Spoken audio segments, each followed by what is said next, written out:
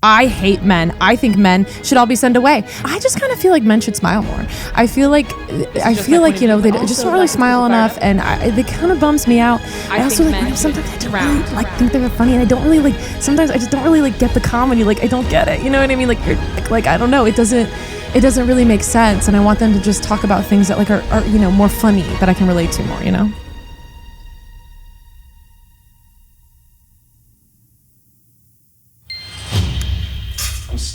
I'm like 3 minutes away from being cool guy comedian Rick instead of producer Rick. Yeah. You're gonna hear. I'm gonna be there.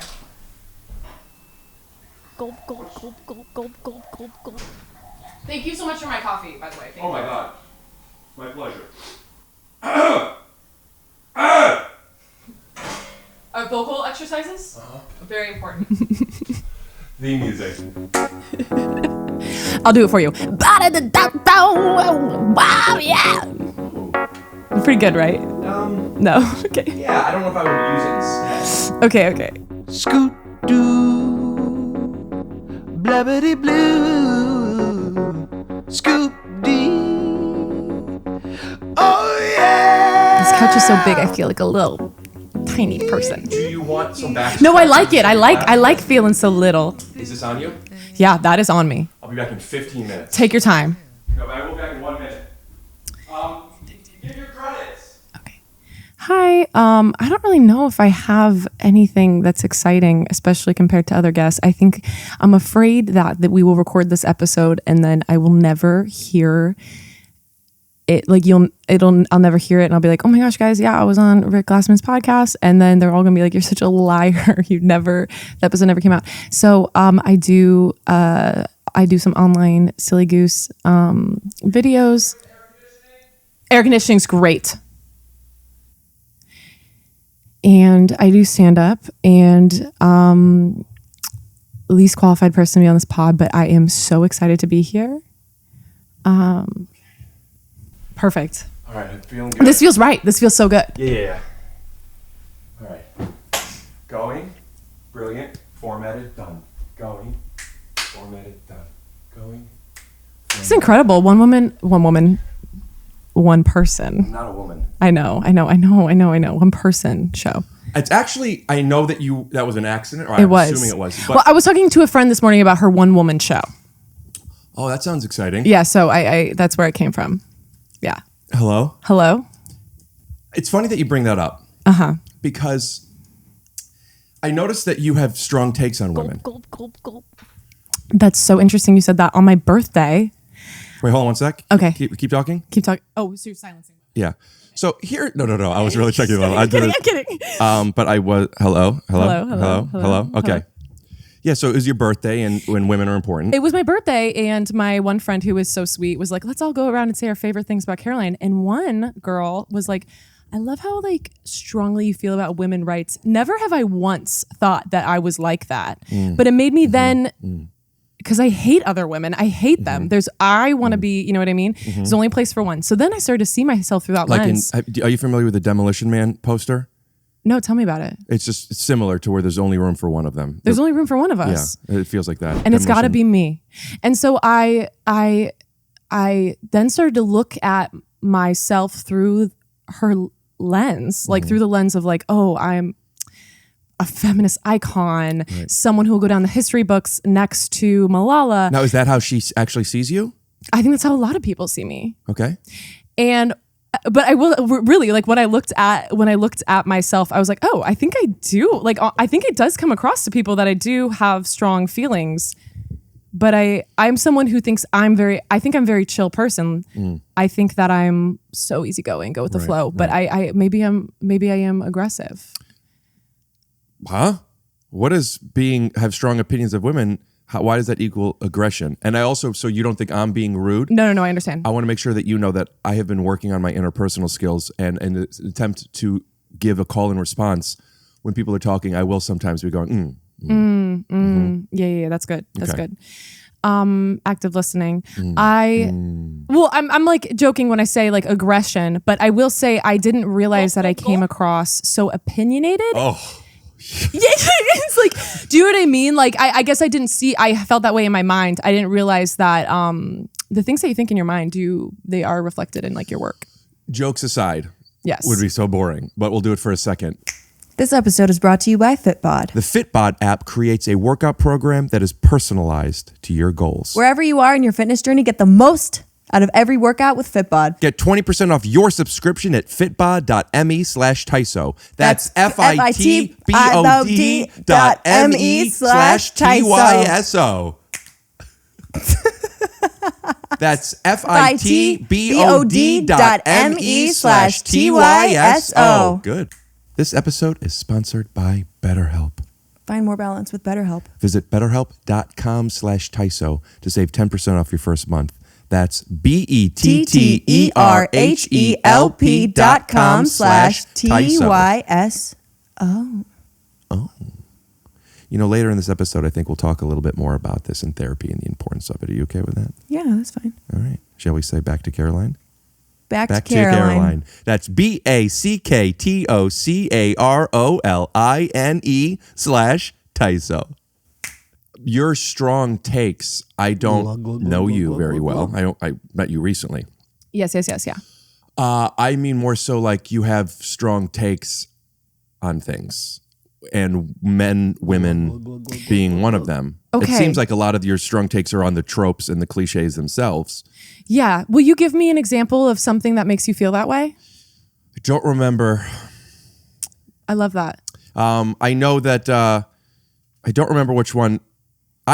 There was the first thing I saw of yours, which was when I reached out, was your strong takes on making money. Oh yeah, I'm making money. That, you know what clip I'm talking about? I know what clip you're talking about. Could we show it? Yeah. Will it get flagged? Do you want? No, I don't think I'll get flagged. Do you want me to just reenact it for you? The whole thing? We'll show it. It's okay. Here's what we'll do. We're going to show it. I don't want to pull up my phone. So instead of just doing it full screen only, we're about to show it. We'll put it to the side. Yeah. And then we could have our reaction to it.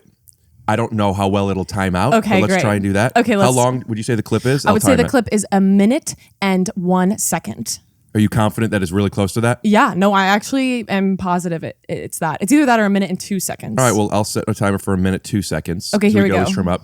And where are we looking? So the audience, I don't know if this is going to sound condescending, but my audience is so smart. Yeah. No, I can tell you wear glasses. Thank you. Yeah. They know what's going on. They know we're not really watching it. Okay. But I guess we could put it in the middle. Do they know because we just said this and explained that we're not watching? Okay, got it. Otherwise. Got it. Okay, yeah. Let's play it. If you saved $1 a day for a year, do you know how much money you'd have? Roughly $30,000. If you're 20, that one is based on someone. How are you expecting to be a millionaire in your 20s? Yeah, I remember seeing this, and at first I thought, oh, what am I going to eat for dinner? Like, that's the wrong mindset. You should be thinking, how can now I that's your buy sister, this right? Yeah, that's my sister. Yeah. Do we look alike? What they Yeah. say. You both have very feminine. Grit, You both look determination, like and girls. small loan from girls. your Yeah. Yes. I'm at the point where if someone came up to me. Yeah, where is that from? I feel like I've heard something like that before. Are you making fun of that, or is that like but I would coincidence? Not accept that No, it's based on valuable on my resume. They say, It's I based have property. on How can I make more Right. money that. on property? And it's simple. Like, buy little greenhouses, maybe a red hotel. And instead of being that's a- innovative and building their passive that, income, people are worried about going to jail. Monocle, really right? easy to not go Yeah, to jail. which Just roll double fun and you're fact, done. Monopoly In life, Man you need to doesn't know wear who a you are. Are monocle. you an Yeah, iron that's or you Mr. a Peanut. A race lot of car? people I'm the best. confuse Totally. Monopoly Man, whose name When I is go back to my hometown, Marvin people are Harris. like, Oh, is how it do I make really? Money like For- how I do I don't buy know, but, properties? Like, wow, where'd you that get was really new funny. monocle? Yeah. Oh my gosh. Thank you so much. Yeah. Thank you so much. I saw that clip, and you know me. I thought to I know myself, you. one of my best friends, and I'm sorry if you're watching this, maybe he is my best friend, but he could be. In the ranking, is he like top 5 or? Oh, yeah. More importantly, are you his best friend? I was his best man. Oh my goodness. Wow. Yeah. I still nice. probably am, yeah. Nice. Yeah. He and I do that, what you and your sister did. Yeah. In fact, for a while, we were talking about doing Patreon episodes together in that thing. Not specifically money, but that category, just men who are just, women need to fucking suck our chodes and shut their fucking trap. Yeah. That type I've heard that so many times. Yeah. I'm sorry. No, it's okay. It's like. But we want to do that stuff. And then I saw them like, this is what we do. And they're doing We it. stole the idea from you. I don't think you stole it. I think maybe subconsciously you probably saw something. Exactly. Yeah. No, but Yeah. Gulp. it was so good to the point where like, well, we'll have to do something different because it's like that's just perfect. It I was see perfect. that all the time online. Like I'll see something. It's like, oh, I had written that in my notes app. I felt that way about Inception. Yeah, you felt like I had this idea for this film. Yeah. I get that. I get that. It's such an obvious film. You know what I mean? It's like I can't believe it wasn't made before. But yeah, I feel that. I probably wasn't going to make it though. Why? I have so much. This podcast is so. I have so much to do with the podcast. You do. And like, it's just I didn't have the cameras at the time. That was a while ago. It was like 80. And what if the cameras die? Yeah. While you're acting. Wait, can I give you your gift now? You have a gift for me? It's not that exciting, and you made me hold on to it. It's just socks because it's shoes off. Wait a minute. This is more than just socks. They're Vans off the wall socks. They're roses because of the Rose Bowl. Because Exactly. I live in California. No, exactly. Yeah. Don't what? Are you checking the price? I was What's just going on? wondering, and this is a real question. Yes. Do you think it's tacky that you left the price on? No, I do. But if I took it off, it would feel more like I tried really. If it was a birthday gift, I feel like I would have taken it off but I just feel like it would have been like, oh, look at her. She's trying to pretend she paid more than she did for her Vans socks. Do you know what I mean? Is this what you actually paid? This is what I actually paid. $10? Yes. And if you... But it's about the thought that matters because let me tell you, I Googled your height. And I also, from context clues, I was like, okay, he's got to be 6'something. And then... What context clues? Just seeing people I'm just next seeing, to? Yes. Like, I was like, Gina Rodriguez, 5'1", 5'2". Is that racist to say that? Why? Because she's... Short. Okay. Yeah, because she's short. Okay. I don't know. Is she really that little? I don't know. Do you not know her? How tall is Gina Rodriguez? We're usually sitting down. She looks small. Yeah. She's much shorter than me. How tall is Gina Rodriguez? 5'1" seems like. No, I think she's 5'3". Okay, but I said 5'1", 5'2", so I'm an inch off. Yeah. Okay. That was so embarrassing. And so I from those context clues, I also Googled. I was like, and I thought that your size was probably a 13 or a 12. Right. This is a pretty big range though. This is 9.5 to 13. Which doesn't seem possible, correct? Yeah, with a long sock because some could go up to here and some could go up to here. Oh, I see. Yeah. I see. Do you bring gifts to people? That was very nice. Yeah, I try to be thoughtful, How do I showcase this? Is that plant alive? Yes. How do you keep it alive? Okay. So for the audio only people, Yeah. We're talking about an orchid. I have a lot of opinions on this because I don't think I'm very good at it. Yes. Okay. I could get orchids to last for about 3 months. Oh, so this is new. It's close to 2 months. Oh, okay. I'm told you're supposed to water it once a week and give it indirect sunlight. So what I do is, you see that window over there? Yeah. Wait, if you go straight, turn around, done. Yeah. Yeah. So I keep this over there, like in the mornings, to feed it some sunlight. Yeah. I like try so hard. Yeah. But I can't get them to last No, longer than 2-3 months. I can't get in. Even like when they're like succulents, oh my gosh, you neglect them. You can be a neglectful parent. Like, you know what I mean? You don't even have to try. I still kill them. My girlfriend, I don't want to say berates me about this, but you know how girlfriends can be. I know how women are. Yeah. She tells me that, and this is true. She's right. They don't die, orchids. They go dormant. So when all the petals fall off, if you leave it for like 5 months, it'll come back. Yeah. So she's like, just save them. But like, what am I going to do With with a this dead- graveyard of, yeah. Yeah. It's kind of a bummer. It's kind of sad. And it also looks like you killed it. Interesting. Yeah. But I love them. And my orchid beautiful. budget is insane. Is it really? Yeah, It's orchid season right now, I think. $180. Oh, really? Yeah. Wow. I read Do you it know off. how many kids in Africa that could feed? How many? Because whatever number you're going to say that UNICEF says, I ain't buying. Yeah. Why not? Because I remember there was something at, I don't know if it was at Temple. By the way, I'm sorry, I'm Jewish. Oh my God. No. Yeah. Oh, whoa. You know my last name?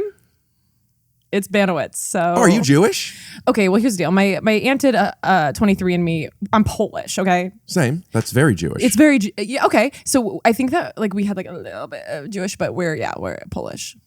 Those aren't mutually exclusive. The Polish were the ones who took the first brunt end of the least we not forget. Holocaust. Yeah. Yeah. Yeah. What were we talking about? Why did Judaism come into play? You were apologizing for being Jewish. But why did I say I was Jewish? Because anything I say is wrong there. Because you're Jewish because you have great family values. No, I'm saying we were talking about orchids dying. Why was I talking about being Jewish? Your girlfriend berates you. No, and I was joking. She's you're the best.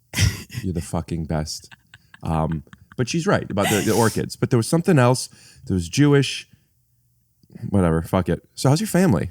My family's so good. So we talked earlier about how I'm a nerd. This is something I need to tell you. You got off your chest that you're Jewish. I'm gonna get off my chest that I was homeschooled my whole life. Right. So I think that I entered like college not like I was like, oh, you guys like smoke pot? Like, okay, well, you guys are going nowhere in life. And not that I'm opposed to any of it. I just feel like I never nothing ever became casual or a normal part of my life. Does that make sense? Could you give details? I feel like eventually people become pot or alcohol becomes like a part of their winding down daily, or even when I feel like it becomes a little bit more a part of your life, and I feel like it never did become a part of my life. Coffee is something. You're a sucker for a chai latte. I'm a sucker for a chai latte. People always ask what it is we're drinking, so I would like to let them know. It's a chai latte, but also you put it in the freezer for an hour and it becomes a chai latte milkshake.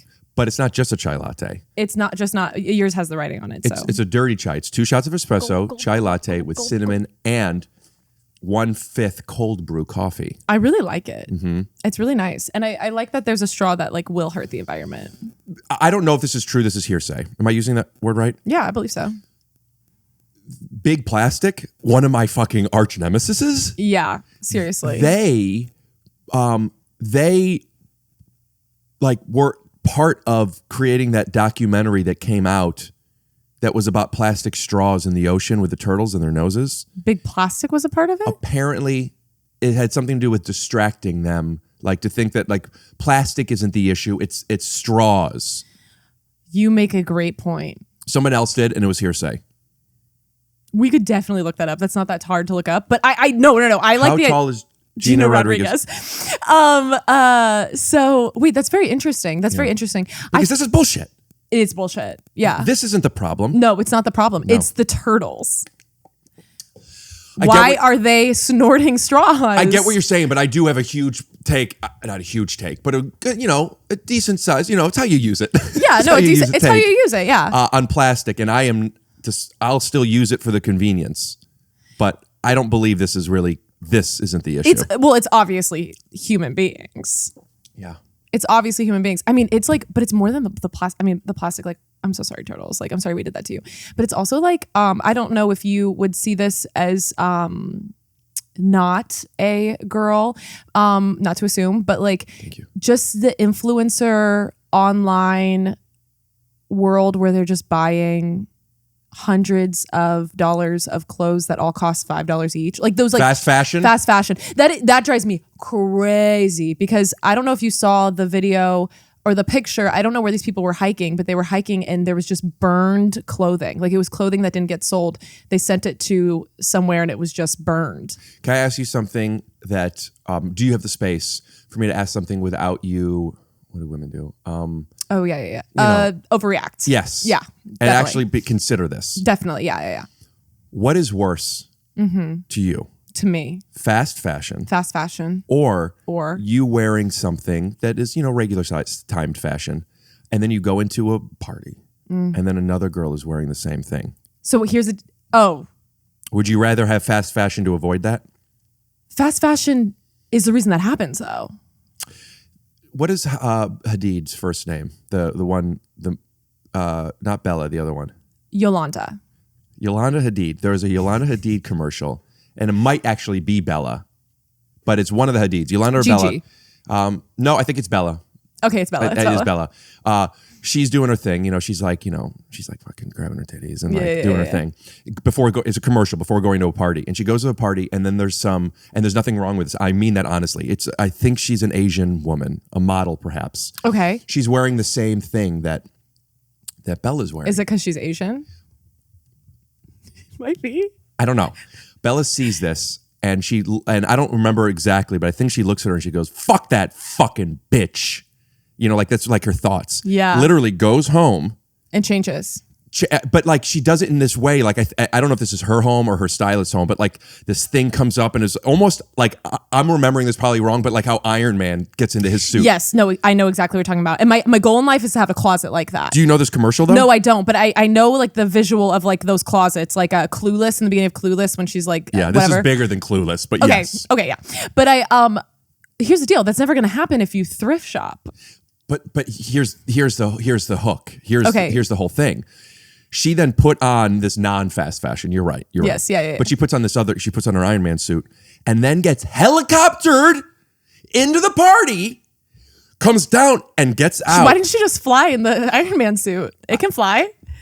This maybe there's royalty issues, I Disney understand. stuff. Yeah. But and I want to put this up. Like I feel like you're totally making this up. So I will need to watch. Okay, right, no, keep going. No, it's necessary too for you to be able to see it. I should believe men. All men. Yeah. Bella Hadid wears the same outfit as another Asian woman and gets helicoptered in. Well, Bella Hadid's not Asian. That's a common misconception. When I said another, I didn't mean as in her, another woman who happens to be Asian. Videos. Well, that says that was... Bella Hadid, same outfit as Asian woman, helicopter commercial. Here it is. So, Rick. Yes, Rick. What is like the goal of this commercial? I think it's to show you how oh wait, no, this is just her spray tan dress. I think it's to let people know that like she fucking rocks. But also, It's just a commercial for Bella Hadid. Yeah, it's probably a Dior commercial or something. Bella Hadid commercial 2023. I don't know. Oh, You'll find it. It's okay. We'll find it. I want to get your take on it. Yeah. Lights, camera, action. Is this it? Yes, this is it. Oh my gosh, I'm excited. Yeah, this is a minute 30. Michael Kors. I'll hand it to you. Wait a minute here. Wait, why are we not here on this? I am sorry. It's all good. But that's how intense this is. That is a pretty intense music. All right.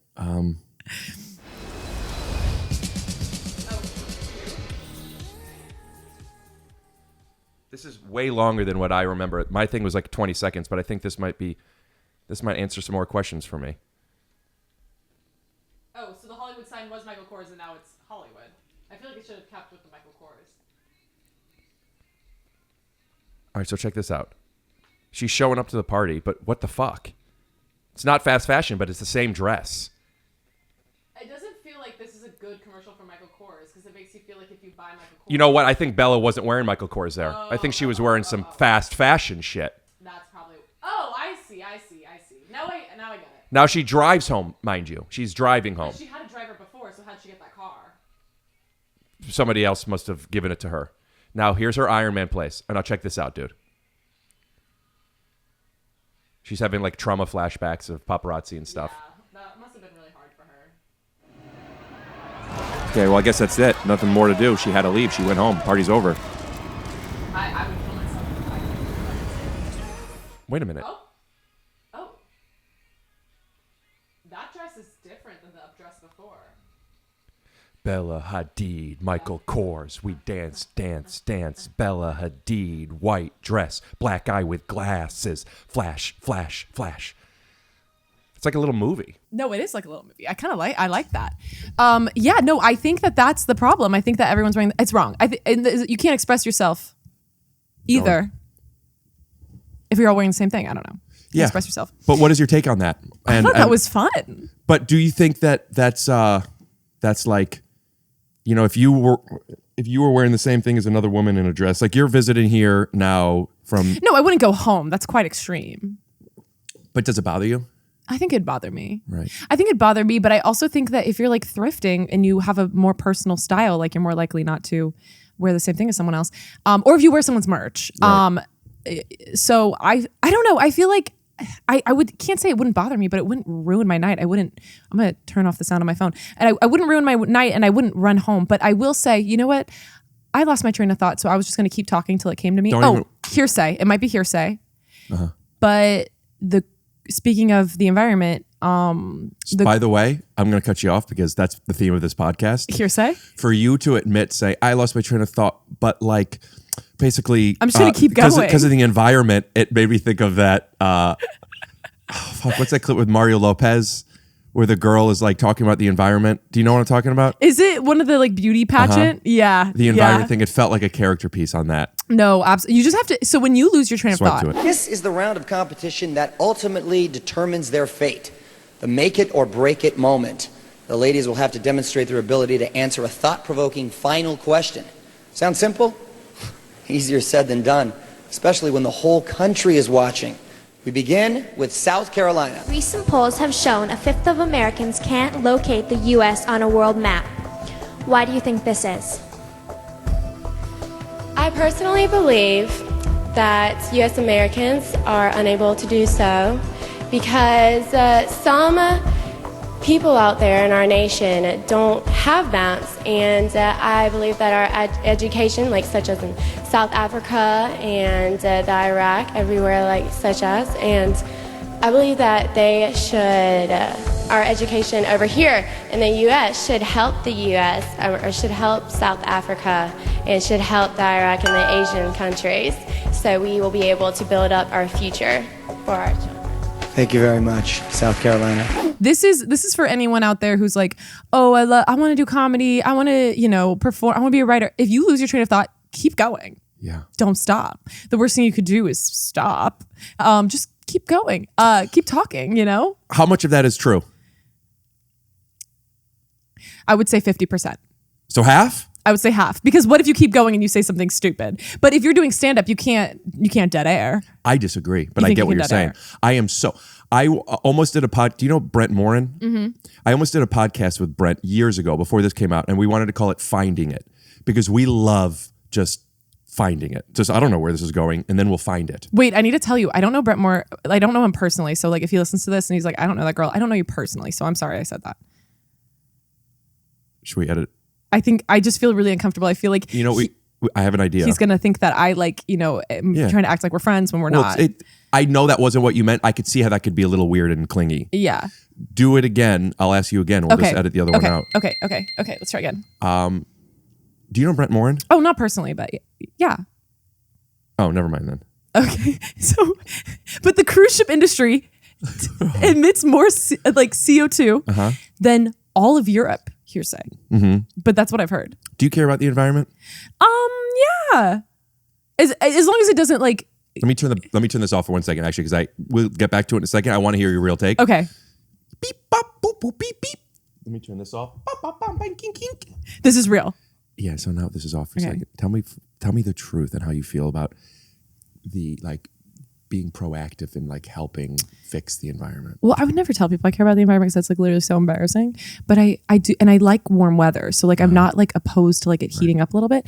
But I do think we are extremely wasteful. It's terrible. Do you do anything about that? Do you waste less? I only thrift, but except for socks and shoes, because if when it comes to shoes, it's fine if a child makes it. Do you feel that way about shoes and phones, or just shoes? No, phones, unfortunately, as well. Yeah, but it's the clothes. I feel because I'm a girl and I see all these people. I feel like I'm making this a big thing. It's not a big thing. Girl, pop off if that's what you want to wear. Buy clothes. That's okay. I also want to. I'm so chill. Say something that just because it's important that women have a voice on this podcast. Women don't like to be called girls. They like to be called women. So my bad. Women. Okay. So refer to yourself properly. Girly pop. Isn't that that's just Justin Timberlake song? I feel like bitches is probably. Okay, let me tell you something. Girly pop. Girly pop is slang. Now it's cutesy. And I've been wanting to make a song because I'll do parody songs. I've been wanting to do girly pop. Sick and tired of hearing all these boys talk about what's the deal with this girly life and what's it gonna fade out. And we're doing what we do, it's not a trend. We got the gift of girly pop, we're gonna grow till the end. It doesn't matter if you were born a girl or not, it doesn't matter. I'm going to do that, and you wanna know what? Asked my sister, she thought it was funny. She goes, I don't know that song. And I came to the conclusion, people who use the term girly pop don't know Dirty Pop by NSYNC. How old is your sister? She's 24 years old. Today? Sunday. So she'll be 24. She's already 24 last Sunday. Gotcha. So yes, today she is 24. Oh, happy birthday. Yeah. Yeah, they I don't want to, I might have to send this to her because I don't know if this is something that's an embarrassing thing, but I'm dating a girl who is a little bit younger than me. How old? Mid-20s? Okay, I'm mid-20s. Yeah. Yeah. And actually, maybe edit that out because people think I'm 22. I don't care. I'm 30. So I'm dating a girl, and there was I don't notice the age difference much. Yeah, I understand that. I don't think that it depends on the person, but sometimes there's not really an age difference in an age difference. Albert Einstein said it best when he said everything's, it doesn't matter, How young the girls are. Relative. Women. Thank you. Yeah, we'll bleep it because I think that she might be, I don't know. Also, we were busy at the time and she was a little distracted. She didn't know who Sylvester Stallone was. Oh. And I said, Rocky? Bleep the name, the movie. And then she goes, oh yeah. So she knows who he is. She just by name. But that is a very famous person. I'll tell you someone who I didn't know. Well, so's Dirty Pop. Dirty Pop. No, someone who and also geared towards young women, Sylvester by the way. Stallone or Dirty Pop? Dirty Pop. I would argue both. Go ahead. Okay. Have you seen Creed 3? But I feel like your father, not to assume she has a father, but I feel like dads love that movie. You know what I mean? And love. It's okay, first of all, I didn't know Alex Trebek. Is that the Jeopardy guy? Mm-hmm. I didn't know him. Who is Alex Trebek, you mean? Good one. Thanks. With a home run in 2011. It's Derek Jeter. Matt was Jeter, right. Good. Miller Fillmore, 800, please.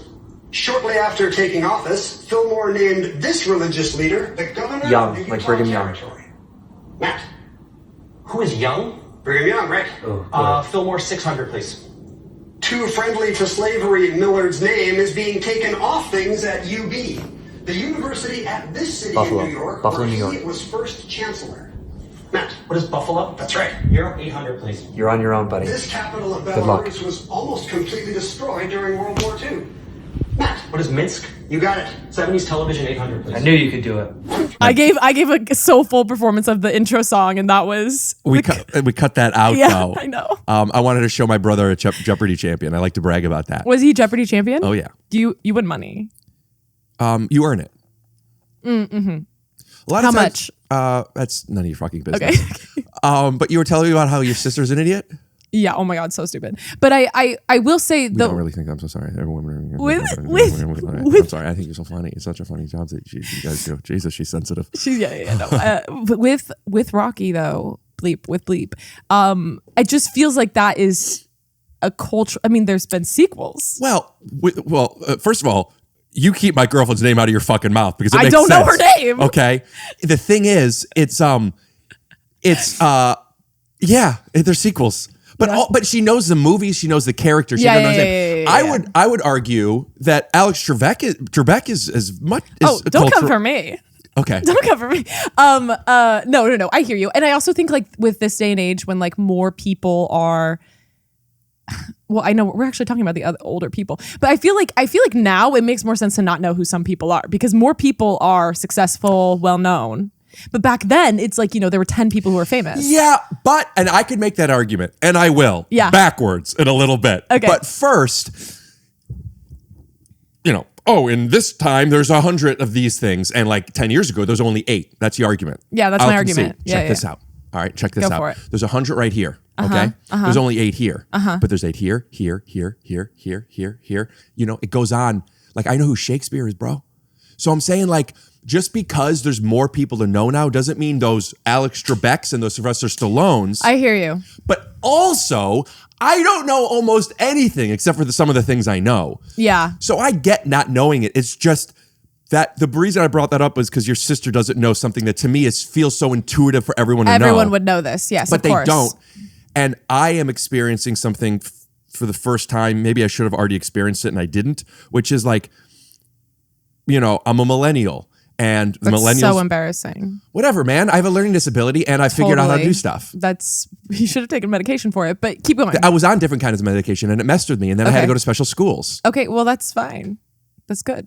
That's good. And I figured out who I am and I love who I am. And I love that for you. I really do. I really love who I am. And I love that for you.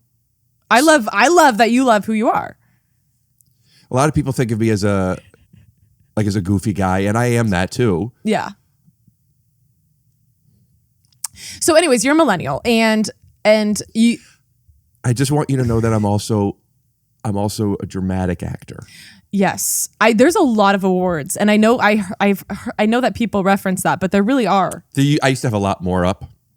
But it started to get I started to see my guests get really start to feel like I don't have that many awards. That's like it's really embarrassing. Yeah. Yeah.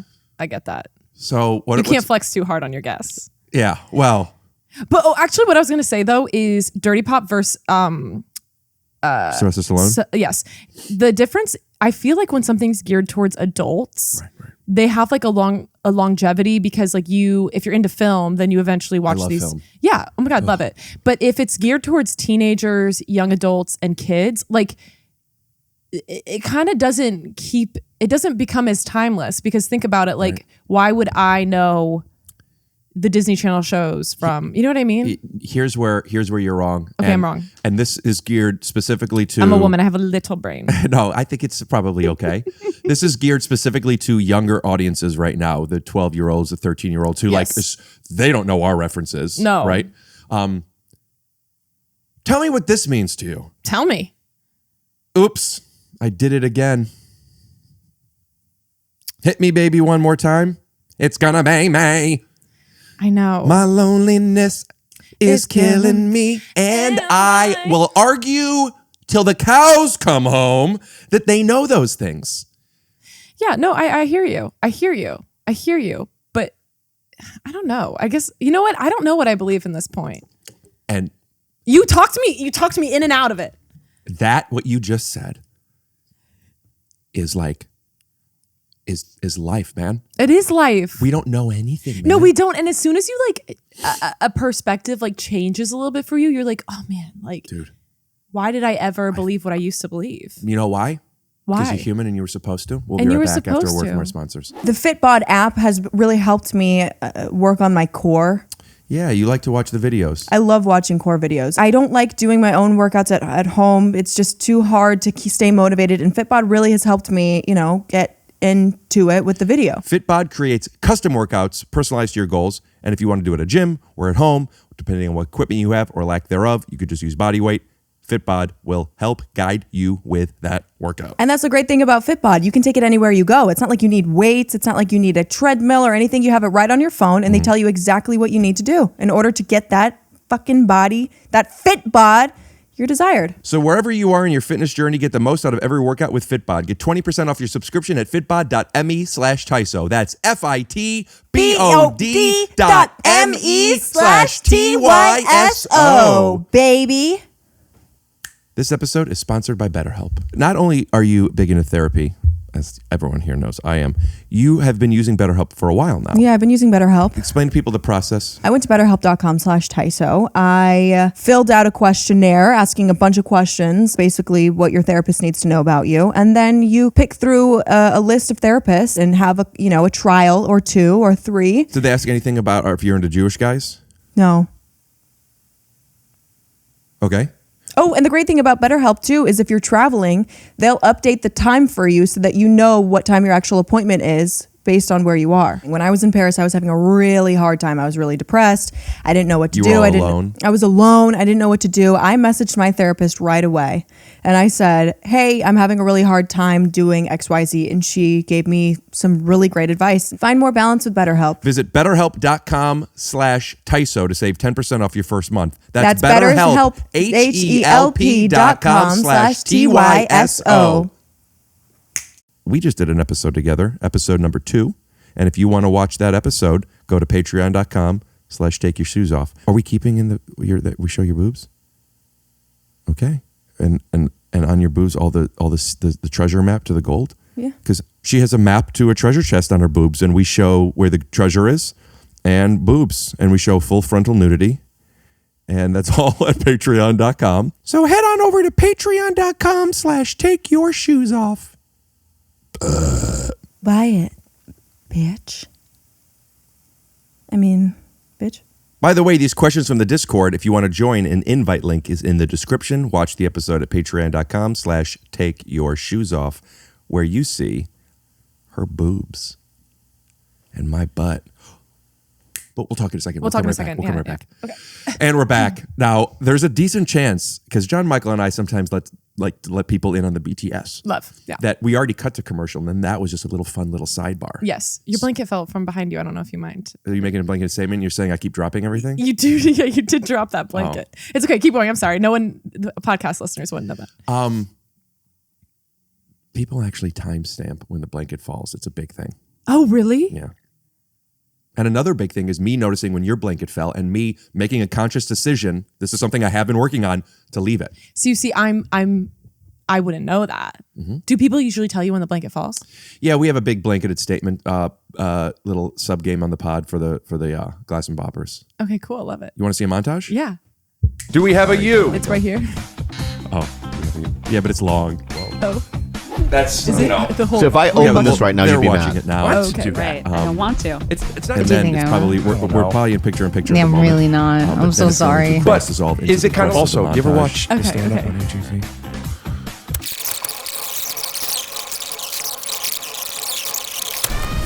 I like cats, especially if they're bodega, and that's not a blanketed statement. No. BodegaCatWhiskey.com, folks. And we're back. Yeah, so that's the montage. I think the edible kicked in. I don't know if I've been talking literally the entire time, and I want to apologize. No, I think that. And it's going to be a long apology, so could you shut up for a Yes, second? absolutely. Listen I'll to wait. this? I'll wait. No, I'm just kidding. I'll wait.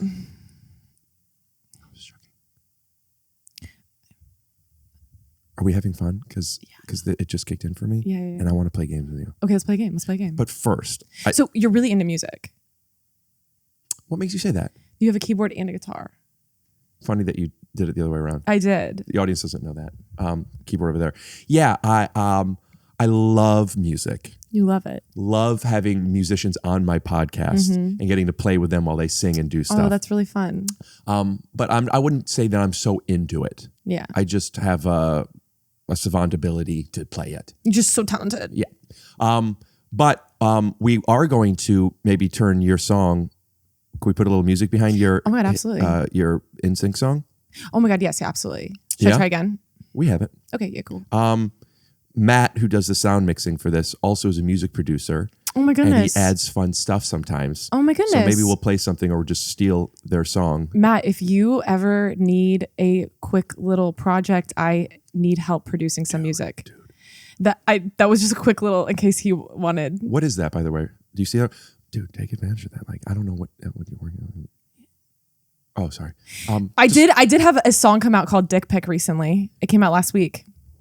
Are we plugging it? Sure. Now, here's my question. Do you want people to see it and we play the whole thing? Or do you want to like bring people to your channel? So we play a little bit of it and be like, and if you want to see more, and if that is the case, I think let's show like 8 seconds of it. 8 seconds of it. But then will you give us... What if I just sing a little bit of it? Yeah. But then I want from you to let people know where they could see it. You can find it on Spotify, link in my bio. But you have to do it after you do the thing. Okay. And then also know that we're coming in MTV style on that. So if you could bring energy, like if you want to check out more, what's up, go to, like that. Okay. So should I start singing or should I start? Should I start singing? Sing as much as you can. Dick pic, did you think I'd say hell yeah when I saw your genitalia? If you want to hear more, you got to go to my Instagram at Caroline Baniewicz. That's Caroline, Baniewicz as in cat and Z as in zebra. Link is in bio. Where does your confidence come from? Oh my gosh, no, It was fine before, and now I'm not okay. Wait, do you think I'm too confident? No. But is it really driving? Okay, yeah. Let me check you. You want to know what? People who don't take off their shoes when they come into the house, it's totally fine if they go to take off your shoes and you're like, hey, seriously. No, it's totally okay if you come into my home and you're taking off your shoes. I'm like, no, it's okay. You can keep your shoes on. But people who don't like immediately go to take off your shoes. That seems so manipulative. Why? To tell people, no, it's fine, but also like you're judging them. No. I'm saying the only situation where you can keep your shoes on in someone's home is if you already go to take them off and the person says it's fine. When you walk into someone's home, you should immediately start taking off your shoes. To assume, right. Or at least say, hey, is this a shoes off household? To not assume that it's not. Yeah, no. All right. I don't need to fight you on that one. Okay. I'll take that one. Okay. I will say that people who have a problem taking off their shoes, and I've experienced this. I have a good friend of mine who has brought, like, it's fine. It's boots. It's hard to take off boots. Why are you wearing boots then? Why are you wearing boots? Oh, it's too complex for you to take off? Mm-hmm. Sounds like it's a little out of your league. Yeah. Maybe you should try some Crocs. Some Velcro, some slide-ons. I'm with you. Yeah. This is good. This is really good. Before we get into the playing, though. Yes, yeah. Because, I mean, we've been playing, but like I have a specific kind of You have a playing game you like do. to play. Yeah. It's called Paint My Walls. It's not what you think. It's called Empty My Dishwasher, bitch. Yeah. It's called Empty My Dishwasher, you bitch. You fucking piece of shit. Make bitch. me a sandwich and do what you're meant to do because that's all you can do, bitch. You know, I dated a girl, bragging, that that was a good cook. Yeah. Probably still is. Probably. Liked to cook stuff. I didn't like. After we dated for a little bit, I got more okay with it. We talked about how I would be more comfortable. When she could make stuff, and I would make stuff too. Yeah. I'm cool. You're cool. I wouldn't want her to plate it or make me a sandwich. And put it on a plate? I don't want her to touch that stuff for me. So like the idea of a woman making another man a sandwich, that cliche doesn't land for me. Did it make you feel uncomfortable that she was making you food or made you uncomfortable because she was touching your stuff? I am so much better now, and I'm sure I wouldn't even care at this point. This was, my OCD got I was real bad as a kid. Yeah. It got real bad during COVID. That's really rough. Dog? Impression of a dog? Woof. Thank you. No. You know when they do that? They're like, woof. Woof. Yeah. When they're saying like, sup? Yeah. I didn't like that. The way people wash their hands is not the way I wash my hands. Okay, can you do a quick? No, I would have to do 30 seconds. How many? 1, 2, 3? It's so wasteful. No, I wet first. Also, this knuckle to turn it on. Wet, 1 full pump. Lather, emulsify. In between? Yeah. Now, I don't always do it like this, the front of the hand and the back of the hand. I think it's ridiculous because I still do back of hand this way, back of hand this way. Yeah. I do thumb, and I didn't do thumb until I was in my late 20s. Yeah, I don't think I've ever heard thumb. I was doing physical therapy for my athletic injuries. Mm-hmm. And Brag. one of the, what's that? Brag. Whatever.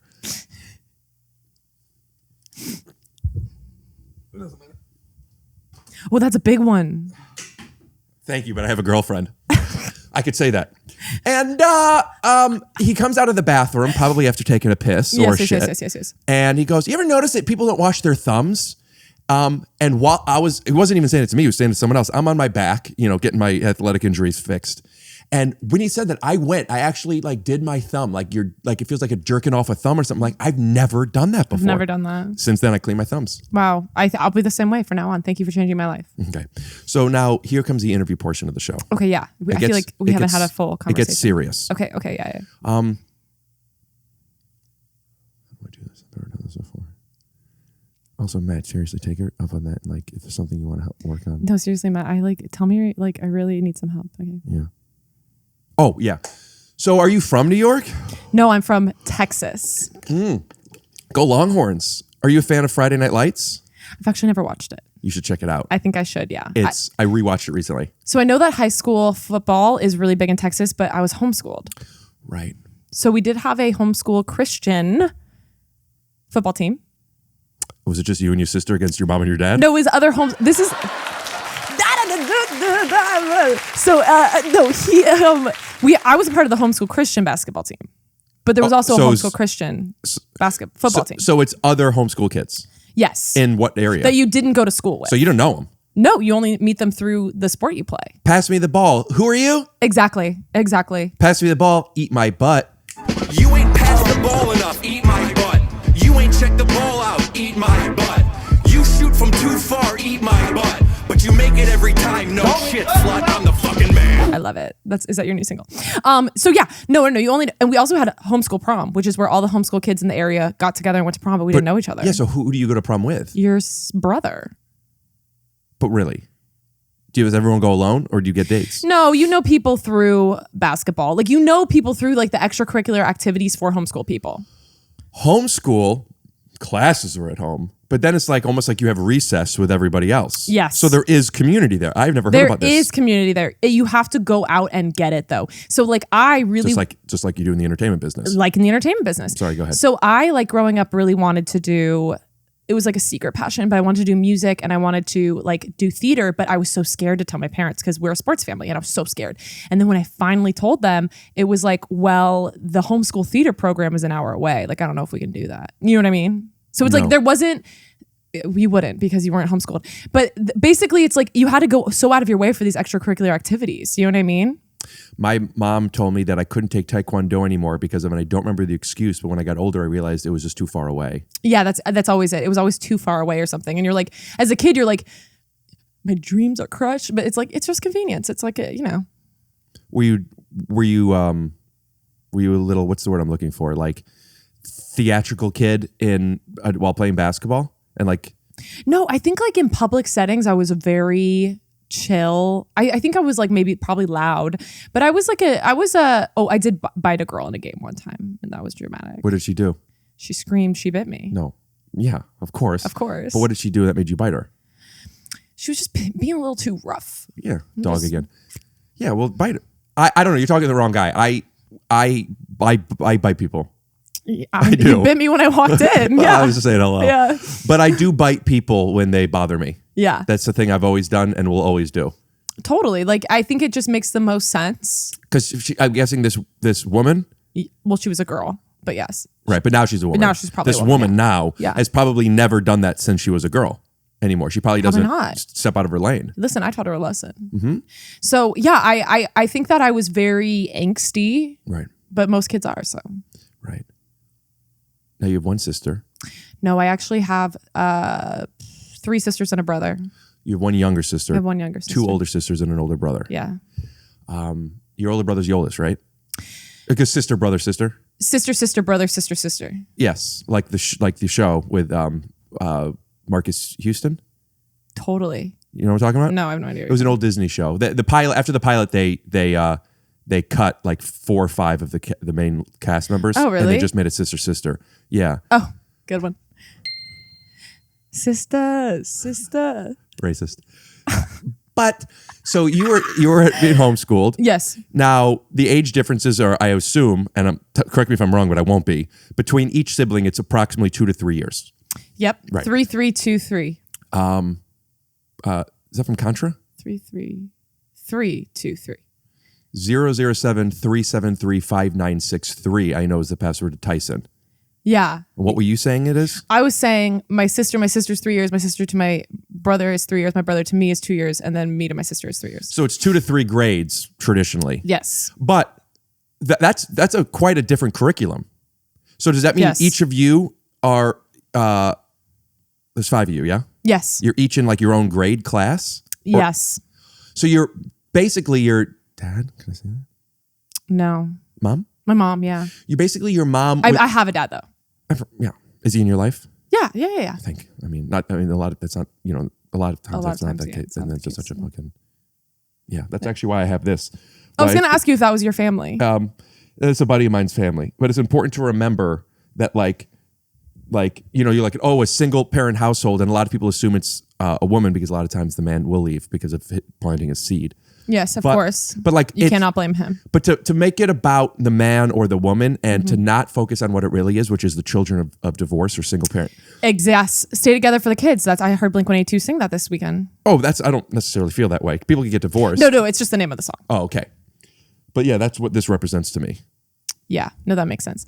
It's the idea of you guys are doing what's best for you when you're not thinking about the kids. But you could do what's best for them while also thinking about the kids. You definitely can. And that's where I'm wondering, did your mom have to teach this thing 5 different times? And then this thing, and by the time she got to you, she's already done this 3 times. So here's the deal with homeschool. Sorry to cut you off. Here's the deal with homeschool curriculum. It's kind of set up so that the kid can teach themselves. You know, one of the most important things for us to learn is to learn how to learn. It is, but sometimes I would be absolutely lost, and then I would talk to, go to a tutor or something, and I'm like, oh my God, I'm halfway through this class, and I've been failing when I could have easily done this if I could. It's hard for you to self-evaluate. Maybe you're super ADHD. Do you not get grades? No, you got grades. But basically I'm saying it's like hard for you to realize, like, do I need to learn a different way than other people? Do you know what I mean? Like, I think, but also people, if I went to public school, I probably would, feel that way about public school too. If I went to private school, I'd probably, but I do think that there's a few, it's more individual, which is great, but I do think that there's a lot of flaws in it. Yeah, I went to public school and had a lot of issues with them. I'm not to say they didn't know how to teach me as opposed to me being disruptive, but like was placed in all different programs within my school and then a different school altogether. Yeah. I just think, we're artists. Yeah, I think so too. We're just like so deep, but I agree with you. I think that, my issues, they maybe would have been worse if I had gone to public school. What were your issues? I didn't realize we're talking issues. Well, I guess what I'm saying is like, there's a lack of structure. I'm sorry. It's okay. That was an aggressive sip.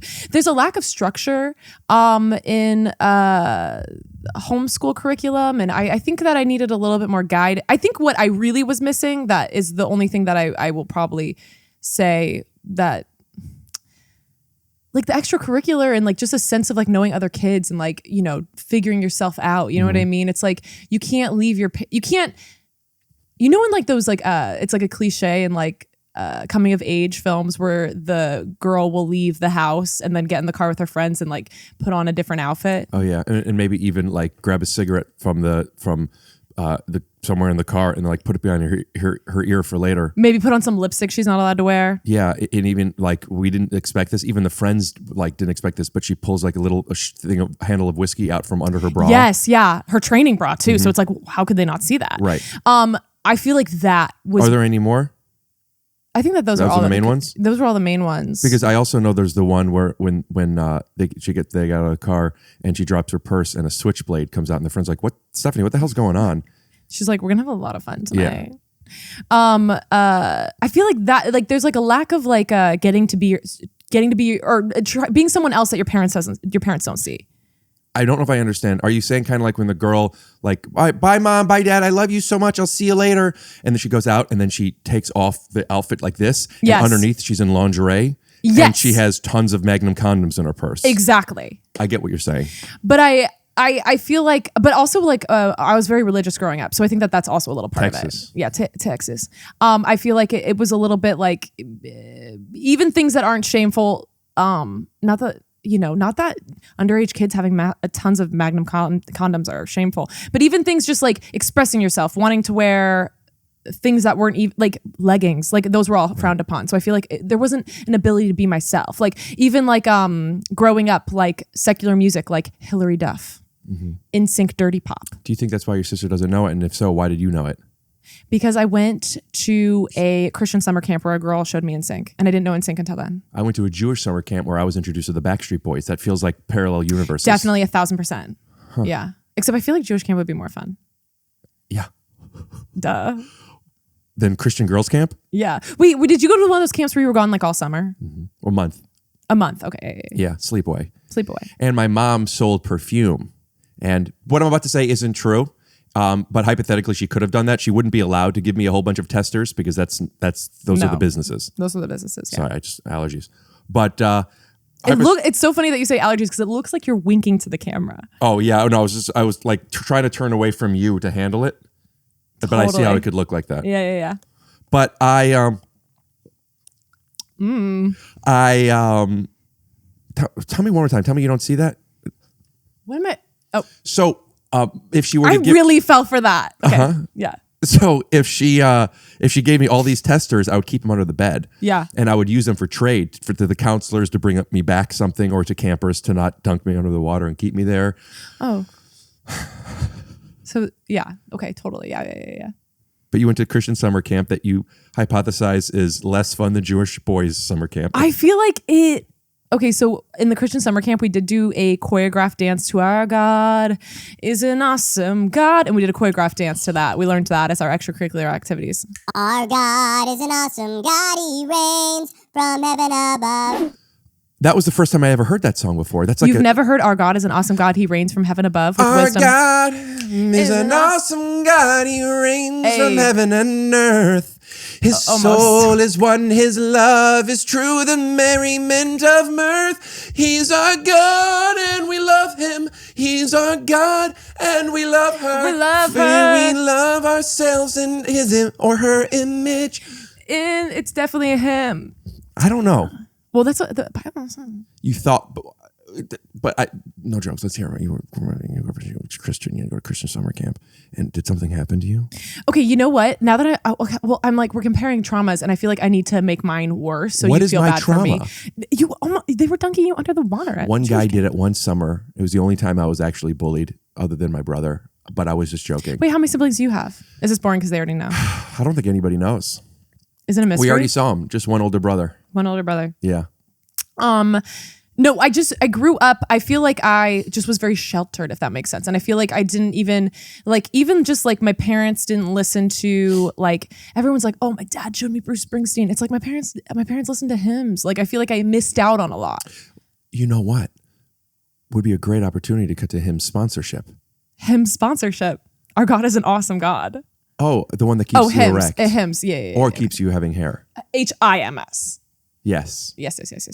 I've seen the commercials, yeah. Yeah. Wow. So you were sheltered. Yeah, I feel like that, like that's my, I mean, I love my family so much, but I feel like that's like my like thing that. Do you love them? Yeah, no, I do. I did tell someone this recently. I don't remember who I was talking to, but something else that happened when I was younger and is very sheltered. The first time a guy around me got a boner, I didn't know what it was. How would you? You were probably super young the first time it happened. I was like 18 years old. And I was like, you've got to get that fixed. Now, when you say a guy around you got a boner, you mean a guy as in like a guy you were being intimate with, not just seeing somebody a Burger King with a 1,000%, but boner. I wasn't going to say that. Right. So was he clothed? Yeah. Now, because of your Christianities, is it you're wearing? I'm really asking, is it robes, stuff like that? Yeah. So what happened? Choir robes. He's wearing a choir robe, and he's sitting on the couch next to you. Yeah. And then are you guys like being flirtatious, or are you just watching Dumb and Dumber? We're like kissing. So you're kissing, and then you felt it. No, I think I saw it. Oh, you saw it because he was wearing pants and he was seated, so like you were still able. Well, it's a choir robe, so he was airing it out. Right. And you saw it, and what did you? What was your response? Well, of course I Can didn't we say. cut to a clip? Do you have this? Oh yeah, I have it. I'll send you the media. Kara, I've had such a great time with you tonight. Oh my God, Fuck, this has been so much fucking fun. Fuck. Wow, I didn't know you cursed. Our God is an awesome God. Our God is the greatest God. Our God is the best fucking God. Whoa, wow. Oh, do you curse too? Well, I'm feeling crazy.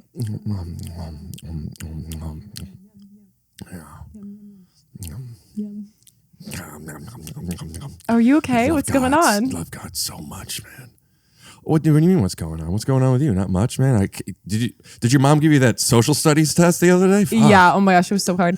I can't believe that that all that stuff happened, 2,000 years ago. Adam and Eve, I'm also so glad it's not Adam and Steve. Oh my gosh, literally. I would hate that. I would never get a boner if it was Adam and Steve. What are they both going to wear leaves on their crotch? Like, yeah, seriously. So silly. Like, I bet you it would have to be a huge leaf too. No, I have a boner. Like a chicken wing? Let me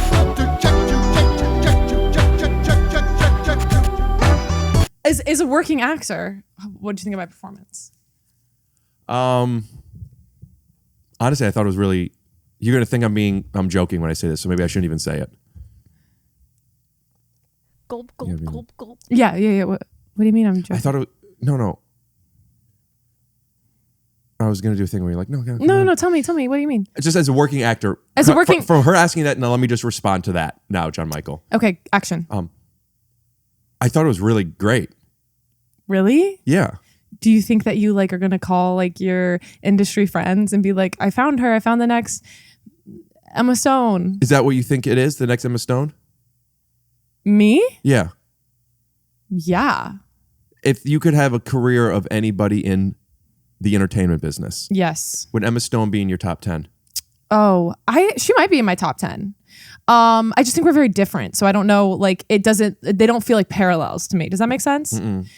Someone who has like kind of come from their own writing or the internet or comedy, like someone like Lil Dicky or like that. Lil Dick Dick? Yeah, Lil Dick Dick. Because Dave Dick Dick? Yeah, Danny Dick Dick. So I started with like parody songs, so that feels like it makes I relate to him more, mostly because he's a man and I hate women. But Now, what's that joke mean?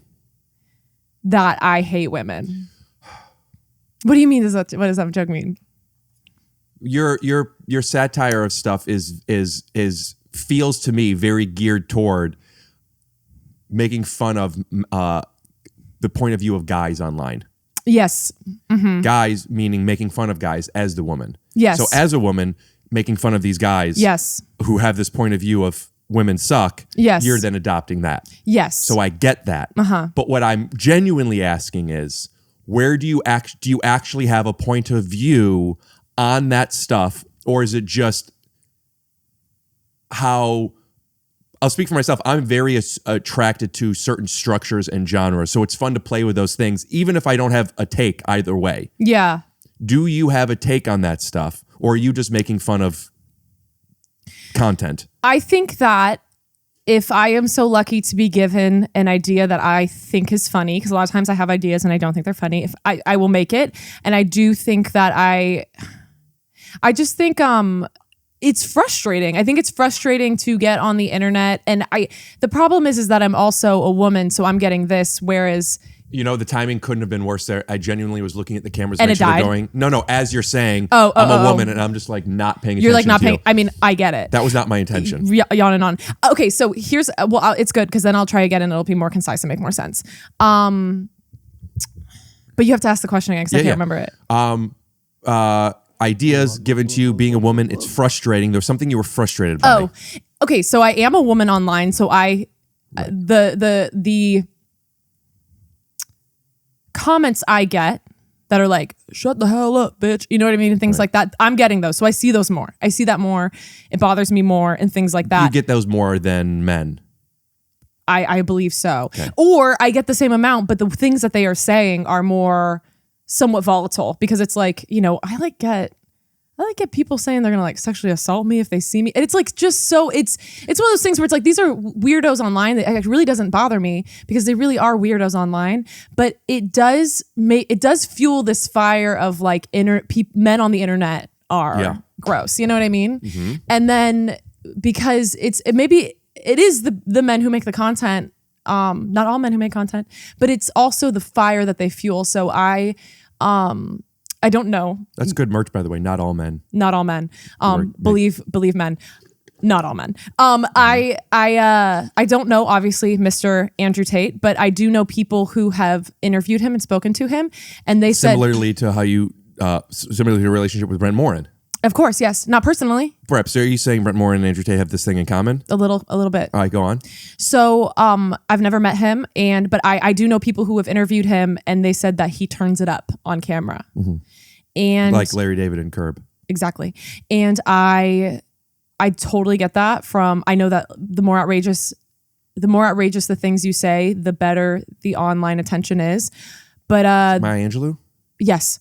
But it's frustrating. It's like, it makes me so angry. And I understand that. And I also understand that it's a very extreme people who feel that way. But I also think that women in comedy already have like this kind of like, not anger, but I think that there's something where it's like, I want to prove myself. You know what I mean? Do you think that extends beyond comedy? Oh yeah. I think it extends to women in finance. And I think really like women in places that are male dominated. Mostly comedy and finance. So my sister's in finance. So that's probably why that comes to me. But the medical field. The medical field. field. How women, a lot of times women's like, oh, go be a gyno. Go suck that patient's dick. Yeah. But like guy ones, they're often like, oh, he's the height of his class. Yeah. Elle Woods, lawyers. Yeah. Oh, I got into this law school too. Like it's hard, Yeah. but I'm a hot woman with a Dyson hair app.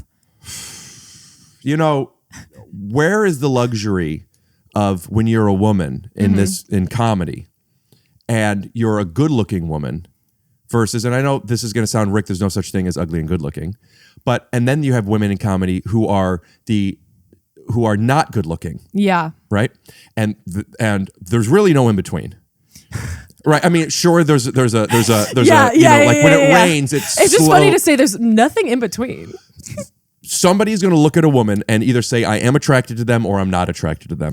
Yes. So if you take all of the guys that are the toxic bullshit, fucking in their mom's basement, jerking off, eating Burger King. Ugh. Also, by the way, Burger Queen. Yeah. No equality until we have Burger Queen. Fuck that, man. Yeah. But he's in the basement. He's playing, Dumbledore on some Harry Potter game with his thumbs. Yeah. That he doesn't jerk. He jerks off with them, but he doesn't jerk them off in the soap. Yeah. I don't even know what that means. Yeah. The thumbs. Yeah. Yes. When you're washing your hands. Absolutely. Now he's like, oh, Mom, I'm going to put fucking Harry Potter down for a second. And I'm going to check my fucking phone, you fat fucking cunt. They're the worst kinds of people. Yeah. And they go on Instagram and they're seeing comedians and the guy comedians and they're just like, I fucking love this shit, man. Yeah. Fucking love guys, dude. Yeah, I love guys. Fucking want to suck their fucking dicks, dude. Okay? And then they come across a girl and she's a pretty girl and she goes like, do you ever notice that, this and this? And then it's like, it's funny. Yeah. Right? He sees that. And then he also sees a girl who's not good looking and does her thing. It's like, I can't stand it. Like, oh, I do this and then sometimes I do that. And it's also funny. Yeah. Does he see those two things differently? I think that there's no way you can't see those two things differently. Similar to a woman seeing a hot guy there's just no way you can see those things as the same. I thought I had a sneeze. Oh, okay. Okay. So tell me the difference. I thought your head was going to blow up. So I think that I don't know. Okay, so there's positive and downsides to the way you look. Also, it's just the way you look. It changes the way people perceive you, but it doesn't change who you are as a person. Good merch. And I think that when you're an attractive woman, I do think that a lot of gross men who are jerking off in their mom's basements feel like they have a little bit of ownership over you. Listen, I want to know what your take is on the guy's point of view. Oh, yeah, no. Okay, keep going. I'm saying, what is the guy thinking when he sees the pretty girl do the joke versus the girl that he doesn't think is as pretty? And I'm joking. Everyone's pretty. Yeah, everyone's all women are beautiful. But I it's hard to say this because as someone who is conventionally attractive, I can only speak from my point of view, and so I'm gonna feel I can identify with myself. So I don't. But I will say that I think this goes for men as well. I think if you're silly looking, people think you're funnier. Yeah. I think that, and I think when you're an attractive woman, but girls don't mind a guy being funny. And I had Lauren Ashon, friend of mine, let's cut to a clip maybe, or at least a thumbnail. Oh, yeah. Click here. I was wearing this. Click here if you're tired of this podcast and watch that one. So are you saying like guys don't want to date comedians that also do stand up, or are you saying they don't want a woman who's a funny woman? They don't want a funny woman. That's been my experience. And again, I'm not saying... Because you dated comedians who say, I don't like that you're funny. Correct. They said, they were conscious of it. I don't like that you're funny. It has been the end of at least one relationship, yeah. Here's an example. I was very young when I was dating a much older comedian. This was back in Toronto. How long were you? How old is he? I was 20, he was 31. Okay. And we went to a party with all of his friends for the first time. We've been dating for a little while, few months, couple months. We're at this party and we're with all of his friends. And I'm kind of like, not holding court in an obnoxious way, but something was happening and I was telling a story and everyone was laughing. Everybody was loving it. And then he kind of like disappeared. To add everybody was loving it is really funny to me. Everyone was laughing. Everyone was loving it. But it wasn't, You should have seen me. Well, because... the next day, and then he passed out in a bed somewhere. And he's a stand-up comedian? He's a stand-up comedian. And, we had to get a cab because this was pre-Uber because I'm very elderly and old. And the next day he was like, you really embarrassed yourself last night. And I was like, what are you talking about? And he's like, everyone was like so uncomfortable. You were so, and I'm like, well, tell me. And he made up this whole story about this shit that I had done and said that I had no memory of doing. And I believed him. I was 20. I was shit. Were you really drunk? No, but I was like, I guess I was drunker than I thought. Like I took the gaslight. Mm-hmm. Cut to 7 years later, I ran into someone that I had met that night at that party. He was the host of that party. And he said to me, he's like, I said to your boyfriend that night that when you're around, he's not the funniest person in the room anymore. Mm-hmm. And I was like, oh. And I was like, so do you remember anything about that night? Like, did I embarrass myself, whatever? And he said, no, you were great. You were hilarious, blah, blah, blah. Well, and you could come back to this. Yeah, you can. But just the idea that she feels that guys don't, like, when she dates guys, they don't like that she's funny. And Yeah, might I agreed. say, she's fucking hysterical. Agreed. And I love that in her. So, you know, I can't speak for all women, but I find that I just don't quite understand where the problem is with you being funny. I think because it's almost like you earn more money. It's like you're doing the thing that is supposed to be me. I'm supposed to be the funny one. Do you know what I mean? Like even I've dated guys who don't do stand up but who love stand up. Excuse me, tickle in my throat. I'm not crying. I'm not crying. I'm not crying. I'm not crying. Oh, you dated guys that love stand up, don't do stand up. Not even comedians. Name one. One of the exes. What's their name? It is Sylvester Stallone. Okay. Not a comedian. Doesn't do stand up. I will agree to the second part. Yeah. But okay, so they don't do stand up and they like stand up. But they love stand up. Right. They love stand up. It's like their thing. Like it's like how some people feel like music is their thing, but they don't necessarily make music. And then when I started doing stand up or they would come to a show, there just needed to be like comments on how, you know, I felt like this could be improved. I feel Did like you think I thought it was funny when you did that, but did you think about like maybe if you did it like that? Yeah, literally. I there's a comedian in New York, Elle Orlando, who had this video that she just put up. Yeah, it's a recent video on her Instagram where she's on a date and she's recording it, and this guy's like talking about. She said she does stand up, and he starts talking, and he's like, "Yeah, no, I have sisters. Like, I love women. I love women. The only thing is like when you do stand up, like, do you do jokes about like your period? Because we don't. It's not funny. Like period jokes aren't funny because I can't relate to it. What I like to hear in comedy, like love women. I respect them more than anything. Everyday life thing that everybody can relate to. I think that's what you like. A female comedian who can do. Don't do anything sexual. Like periods. No? No, not because guys are gonna be at your show and be like, whatever. But if you do stuff that like something, I don't know, like if you want to do periods, do something about a guy having to go buy the tampons for the girl, which a guy can relate to. I know a guy who said that he can't relate to shows where the lead isn't like a white guy because it's like he wants to be able to see himself as the lead. Well, that's why they made Jesus white. Literally. One of the greatest stories ever told. You can't relate if he isn't. Right. But you know what? You know, and who can relate? BIPOCs. Totally. Because they grew up, unfortunately, in this country, being shoved down their, you know, you think your throat is tickled. Yeah. They are shoved down their throat how white is our hero. Yeah. Not for me. Not for you. Not for me at all. Not for you. No. But he could only relate to people who are white.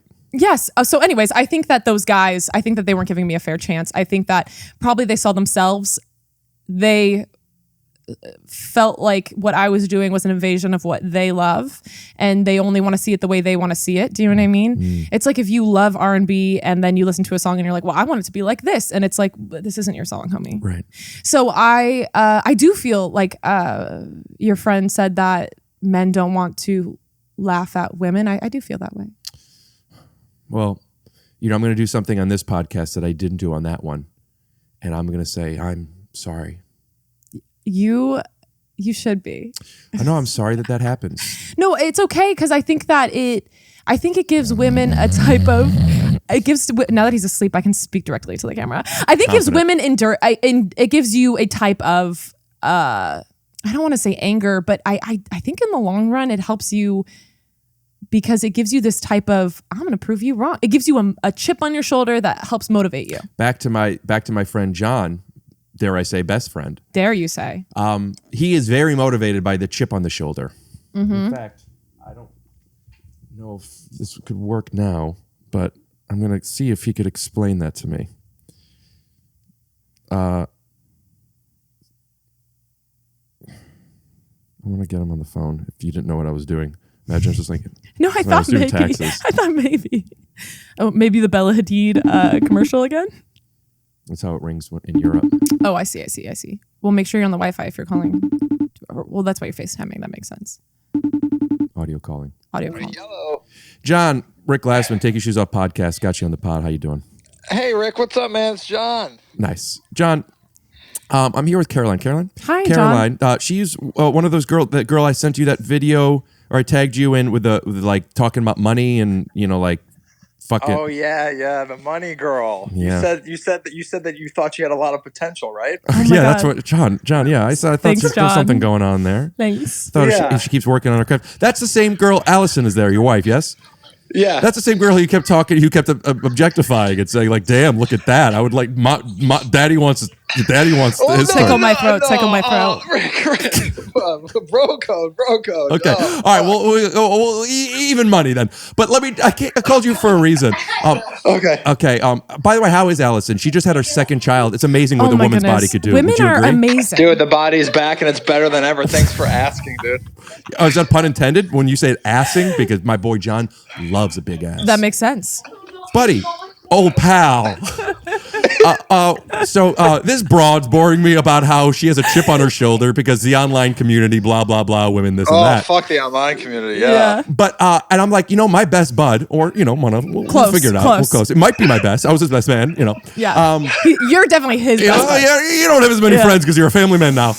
But we were talking about, I said, my boy John, dude, not only is he fucking diesel, dude, he also is driven by having a chip on his shoulder. And I thought maybe you could mansplain that to Caroline. Yes, could you mansplain what a chip on your shoulder For means? you? So a chip on the shoulder, sweetie, let me talk for a second.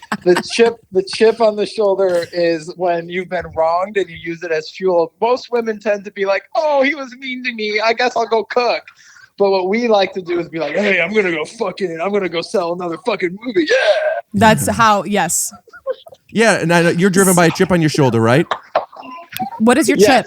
Yeah, what's your chip, John? Lays? Wavy? My parents got divorced. Oh, I see. Oh, you're doing chip puns. Fuck. Yeah, no, you made it serious. Your parents are divorced. But that is so sorry to say. I'm so sorry. I'm so sorry to hear that. Ask if it's because he was playing Mario. Was it your fault? I'm sorry? Was it your fault that your parents got divorced? Yeah, I was staying up too late past my bedtime, right, Rick? That's right. John used to do a stand-up joke. You go ahead and do it, buddy. Here's your opportunity to get back in the stand-up game. Yeah, and my mom said, you stay up late, I'll give you something to cry about. And I said, yeah, right. Let's see if she can actually make me cry. So I stayed up past my bedtime, and she did make me cry. My parents got a divorce. Well, maybe next time. Maybe next time you'll put that Mario Kart down. What happens if your 100%. wife tells you to? John, what was the advice I gave you on your wedding night? Your favorite CBS sitcom, yes, dear. Always say yes, dear. Always say yes, dear. Could you ask Allison to explain what it's like living with a man who has a chip on his shoulder so we could figure out if this is a good idea or not? Hey, oh God, I just made my daughter say the F word. Oh, I'm so sorry, sweetie. Hey, Allison, Rick wants you to explain what it's like living with a guy who's motivated by a chip on his shoulder. It's challenging. You heard it here first. It's not easy. Right. Do you fear that you will one day have to get divorced to prove to your children, to teach them a lesson? Is that a fear of yours? Actually is a great question. Did you hear the question? Dude. The chip on the shoulder is I'll never get divorced because I'm going to be better than them, dude. I'm going to give these kids everything. We're going to buy a lake house. But then your kids won't have that chip on their shoulder and they won't work hard. Correct. And then the cycle will continue. And then they'll get divorced. It's kind of like what happened. Like a lot of people that are like this with their kids. Like for example, Will Smith didn't have to swear in his raps, and his dad left him. Hey, you know what? There's nothing to do. It's not like I'm 5 years old waiting up every night asking mom when's dad coming home. Who needs him? Hey, he wasn't there to teach me how to shoot my first hoop, but I learned, didn't I? Got pretty damn good too, didn't I, Uncle Phil? Yes. Got through my first date without him. I learned how to drive without him. I had 14 birthdays. He never even sent me a card. To hell with him.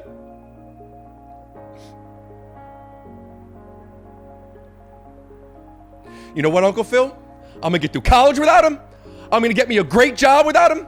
I'm going to marry me a beautiful honey, and I'm going to have me a whole bunch of kids, and I'm a better father than he ever could be. There ain't a damn thing he can teach me about how to love my kids.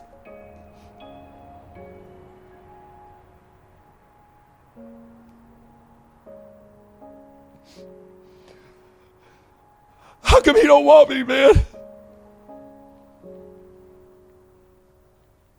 How come you don't want me? Mr. Rickers. Mr. Rickers. You... I thought you were sad, real sad. My heart hurt for that.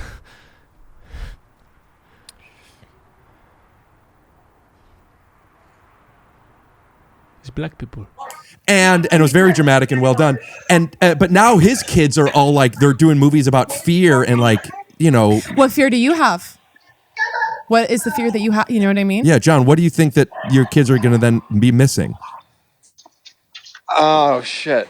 Fuck, these are hard questions, you guys. I think my kids. I don't think my kids are gonna be missing anything. I mean, I'm literally on my way to taking her to the doctor right now. Ooh, what's the matter? Is everything okay? 4-year-old checkup, and she's getting her ears pierced. Ooh, the At doctor's Claire's? office? Yes. Yes to the doctor's office. Okay. Not at Claire's by a 14-year-old with a ear piercing gun? No, it's a doctor. Not Claire's. Good reference though from the mall. John, will you? So condescending the way you said that. I don't even know if you realize that. Will you? Yeah, I did on purpose. I'm doing the Karen. Oh, okay, good. Funny then. But you know, will you take a video of your daughter, bleep the name, fucking, and while she's getting her ear pierced, and First name fucking, last name Iris. I didn't say Rick. Oh my gosh, could she hear? I'm so sorry. Ooh. I'm sorry. Sweetie, you don't have to say that word. Only Ricky says that word, and he's being naughty. He's being sassy. Yes. Oh gosh, great. You go. All right, thanks for calling, guys. Okay. Oh my gosh, I gotta go. Will you take a video of her getting her ear pierced? Well, this is what happens when you're a guy. That's what happens when you're a guy. I think a chip on your shoulder is key to success, though. I really do. I do. What's your chip? I don't have one. You do have a chip. You're gonna think I'm being corny if I say this, so I'm not even gonna say it. Say it. Fine. The only competition I see is my former self. And that is an incredible thing. But don't you feel like you're trying to prove, because you know you've touched on the fact that you've had some hardships mentally and emotionally. What hardships did I mention? I'm not struggling with disagreeing. OCD. Sure, everyone. That's my version of it. Everybody has their version of it. But don't you feel like maybe when you were struggling, there were people in school who maybe underestimated you or made fun of you, and don't you feel like this need to like, not even because of the people, but just kind of be like, nah, bitch, like look at me now. I want to tell you the truth. I also don't want to take away from what I believe natural and logical, and that makes sense. Yes. Just speaking from my own experiences, at least Speaking consciously. for you. Consciously. I do not feel that even the slightest. Do you struggle with envy of other people? I definitely know the feeling of envy. I don't struggle with it. Like, so when this is actually something, and you are very well accomplished. I see the awards. But do you have this feeling? And I have this feeling, and I was on KFC. Do you know KFC Radio? It was one of the first commercials. Nope. Thought we were talking Not about the chicken. The Barstool Sports Podcast. I do know Kevin of it. and John Fadberg. So we talked about how assigning age and accolades, and how you feel like all these other people were so much further by my age. I thought at this age I'd have this. I'd have at this age that. Expectations. That eats me up. Yum. It eats me up. I'm like, I thought at this age I'd be here. I thought this age I'd be there. And it is envy in a sense, because I'm jealous of what other people might have, but it's also just like a massive weight on yourself that you can't even really control. You don't struggle with that at all? You're just along for the ride? I'm really wanting to be careful of not selling this as a form of enlightenment. Mm-hmm. Because I get what you're saying. Scientology? No, I mean that literally. Like, do you know what I'm saying? I'm being serious. Like, no. I'll be serious. No. We can do both, but right there, it's serious. This is serious. But now we can do both. Silly that I know what you're saying, and like I will see somebody that has something. Maybe I know them. Maybe I don't know them. Maybe they're a role model. Whatever it might be. I'm like, I want to do that. How do I do that? There is a drive to that. There is like, what was their path? That probably isn't going to be mine, but it's still data. Like, I started doing stand-up because I wanted to be an actor, for example. I didn't start for that reason. Same here. So I see how it could drive and inspire and push and challenge. But the fact that somebody else has it doesn't, like, because that's, if they didn't have it, I'd be here the same place. Like, I don't have that I feeling. see what you're saying. Do you struggle with, getting older and like feeling like I thought by this age I'd be here? Yeah. Or do you struggle with even just like the fear of like, do you have dreams that haven't come true yet? Two separate questions. Yeah, they're two separate questions. I'll answer the first one first. Okay. The aging. Yeah. I will say more so in my personal life than professional. Okay, Though that makes sense. the professional, there's so much more I want to be doing. I do see that but you're there also is- very well accomplished in your professional life. Thank you. Yes. Also banging body on that trophy. Yeah, well, I think that is a bit of objectifying women for the purpose of like. I don't know if my that's a trophy woman or not. Well, she has breasts has and a big fat boobies, ass. but So yeah. But more so in personal life when I see, because I feel like that stuff is more finite than creativity, and I could be delusional. Admittingly, especially as a man, there is a little bit longer on the age thing. Yeah. But no, it doesn't. It's so more personal. And then the dreams thing, but that feels like something I want. That doesn't feel like an envy. I grew up seeing people doing this. It's not new information. People do this. I want to be part of the thing as opposed to conquer. Yeah. Like, you don't want to be the only person doing it. You want to be the best, because then there's no one to play with. That's another separate thing. And we could get into, but I want to talk less about me Okay. as much. But Yes. that one I do feel. That one about being the best, I absolutely feel. I feel that one too, but I also, when you're the best, it's a lonely place. I wouldn't Let me know. tell you. Is it? Yeah. I'm sorry you have to deal with that. I know. But Anyways. what was the real thing we were getting at? Chip on your shoulder. Chip on your shoulder. Then I took over for 45 minutes. Tell me about your chip on your shoulder. I feel I have a chip on my shoulder because I feel like a lot of people tell me what I should be doing. Do you know what I mean? It's like, I don't want to hear it. Like, I'll even have like guys DM me and be like, this is what you should be doing. Why aren't you doing a show like this? Why aren't you doing? It's like, hey, you're the one who follows me, bitch. I don't follow you. Fucking bitch. I feel a Could little you bit. give me an example of is it accessible? Could you read one? I don't know if I could find one in time. But Could you give me an example of one that is like, here's what you should be doing? What do they suggest? Smiling more? It's always man on the street. Oh, but I used to waitress and I used to get so many receipts. And this is how I used to get people comment on the receipts like, wish you would have smiled more. And I'm a pretty bubbly person, so I was always surprised by that. But I think that I was like concentrating maybe, or maybe running around, but I have faced that. I just feel like, I went to school for musical theater. Lame. Embarrassing. And wow, yeah. Girly pop. Sick and tired of hearing all these boys talk about what's the deal with this girly life and when is it gonna fade out. Dick pic. Did you think I'd say hell yeah when I saw your genitalia?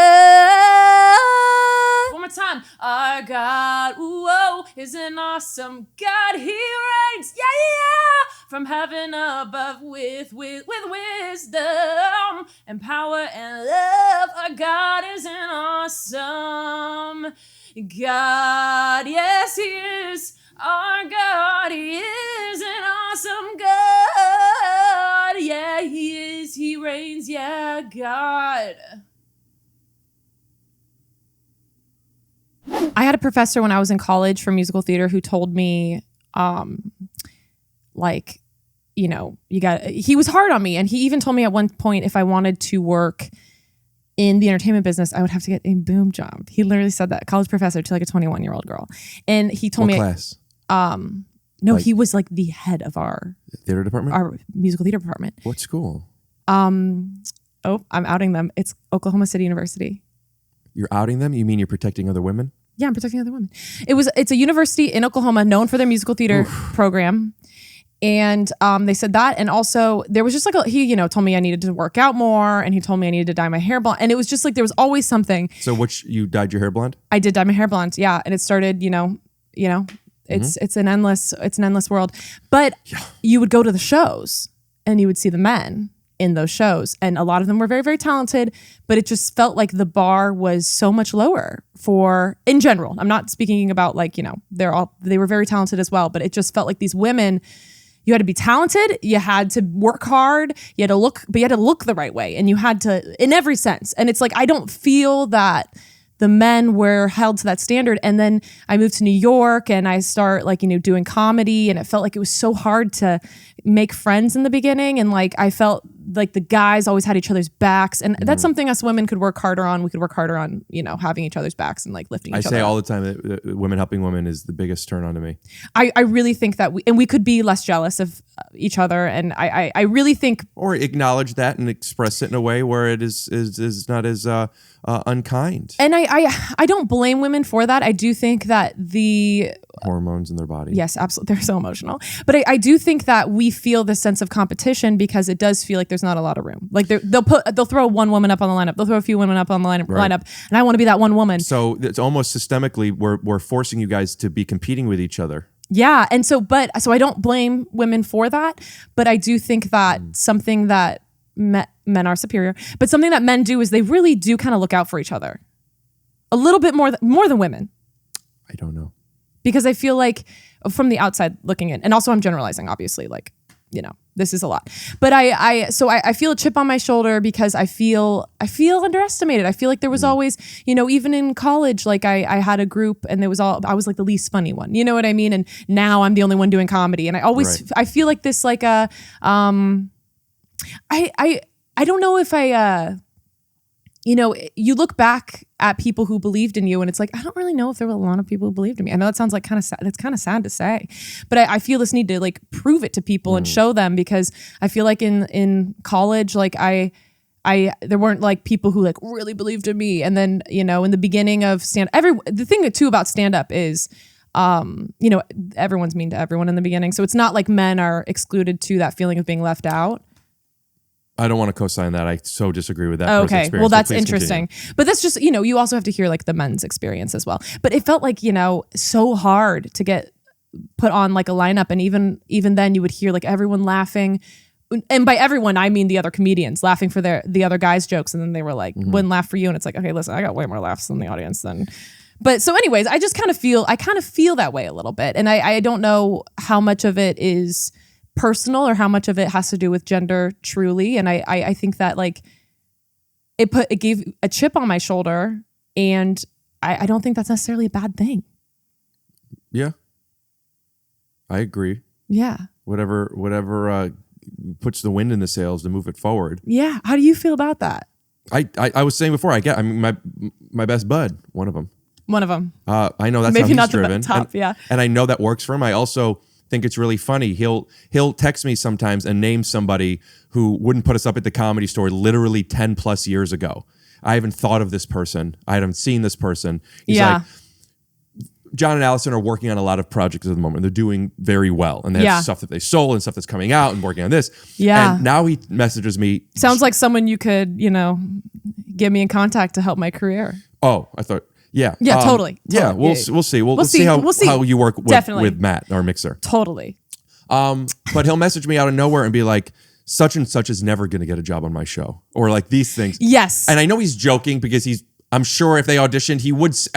Yeah. But where the real thing comes from, he's like, fuck this guy and fuck this guy. I don't even remember who these people are. Do you think that's a personality thing? Like, what is that? Because I have that too. I'm like I'm a little angry, a little angsty. And also the thing about that too is I think that people are mean to other people as a means of survival. Those people were probably mean to you guys because it made them feel better about themselves. I had the same experiences he had literally at the same time by the same person and people. And my perception of it, I'm not right, I'm not wrong. My perception of it was not that they were mean. Yeah. Like it wasn't personal to me. I think it was a little bit more personal to him because fuck that. Why would he not? Yeah. No, I feel that way. Yeah. So I'm saying I don't think it was necessarily a survival thing. I think also just like sometimes we see things. I'm so sorry, excuse me. That's okay. And kind of write a narrative to the person's intention. I think that's what I need to watch myself for, because I feel like when I get left out and it happens to be a group of men, because it is comedy and it mostly is men, a lot of times I'm like, okay, oh, I see how it is. No way, but it could be me. Like, you know what I mean? Well, it's just about it not just being them. Yeah. Because I've had some experiences, coincidentally, with a female comedian. I don't want to give too many. I'm not going to say the name, of course. Of course. I would never. Also, No. I'm not even saying a mean thing. Yeah, of course. It was a Nikki Glaser. Also, I don't even know. Love Nikki. Oh my God. Honestly, honest. Can I say, you don't even have to keep this in. I've just been wanting to say Nikki Glaser is an incredible person. She's queen. All those things I'm saying about women supporting women, Nikki Glaser, incredible talent, incredible voice. If you haven't gotten to see her live, she's been singing in her shows. Incredible. Tell us her dates. Yeah, totally. I don't know We'll put it up them. on the screen. We'll put Nikki's. But on the Nikki screen. Glaser is an incredible person. I just want to say that really quick. Yeah. Okay, keep going. She'll see it. I hope she does. Oh, she's obsessed. Maybe you could send a collab post to her. Yeah, I could maybe post a collab. Careful. Sorry, Keep it on the blanket. You could do it, but keep I it on the had blanket. to like stretch my hip a little bit. I understand. Yeah. I'm a Nikki fan. Polish hips. Yeah. Nikki, actually, we're going to cut to a clip of you reviewing how great my podcast is.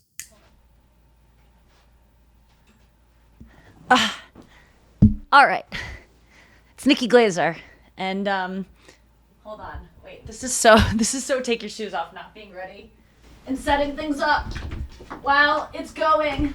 1 second. Ugh. God damn it. Ugh. Why?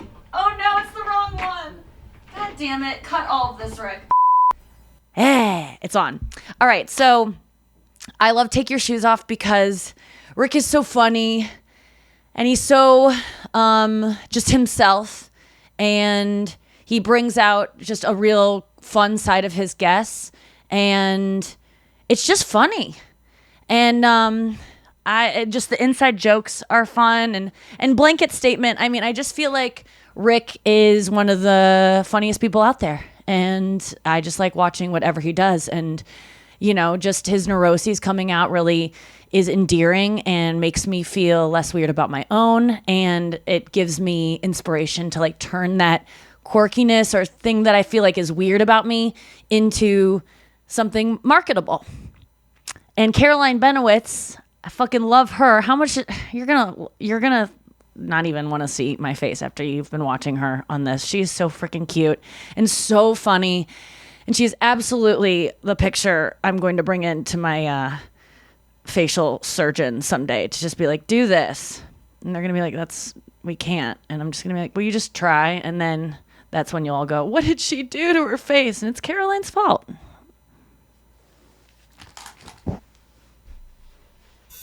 So that was a clip from Nikki, or Yeah. also she didn't send it, and then it wasn't. And then it wasn't. Yeah, but the just a support thing. Like, I have a thought that popped into my head while you were talking to me about yes. this. Yeah. And I'm present. I'm here with you, but I did catch Totally. myself kind of going in my head thinking about something, and my instinct was, it's not worth bringing up. But you need to bring it up. Well, just by design of like me thinking about it makes me think, oh, I think this is a conversation.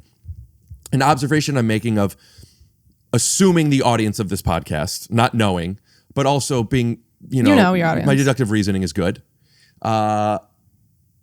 Some guys, I think some girls would be listening to you, and that would be a voice that they would agree with. Yeah. And I think some guys would be listening to you, and they would be saying like, yeah, we get it, fine, but if you're funny, cream rises to the top. If you're funny, like, it's so annoying when women talk about how difficult it is for them.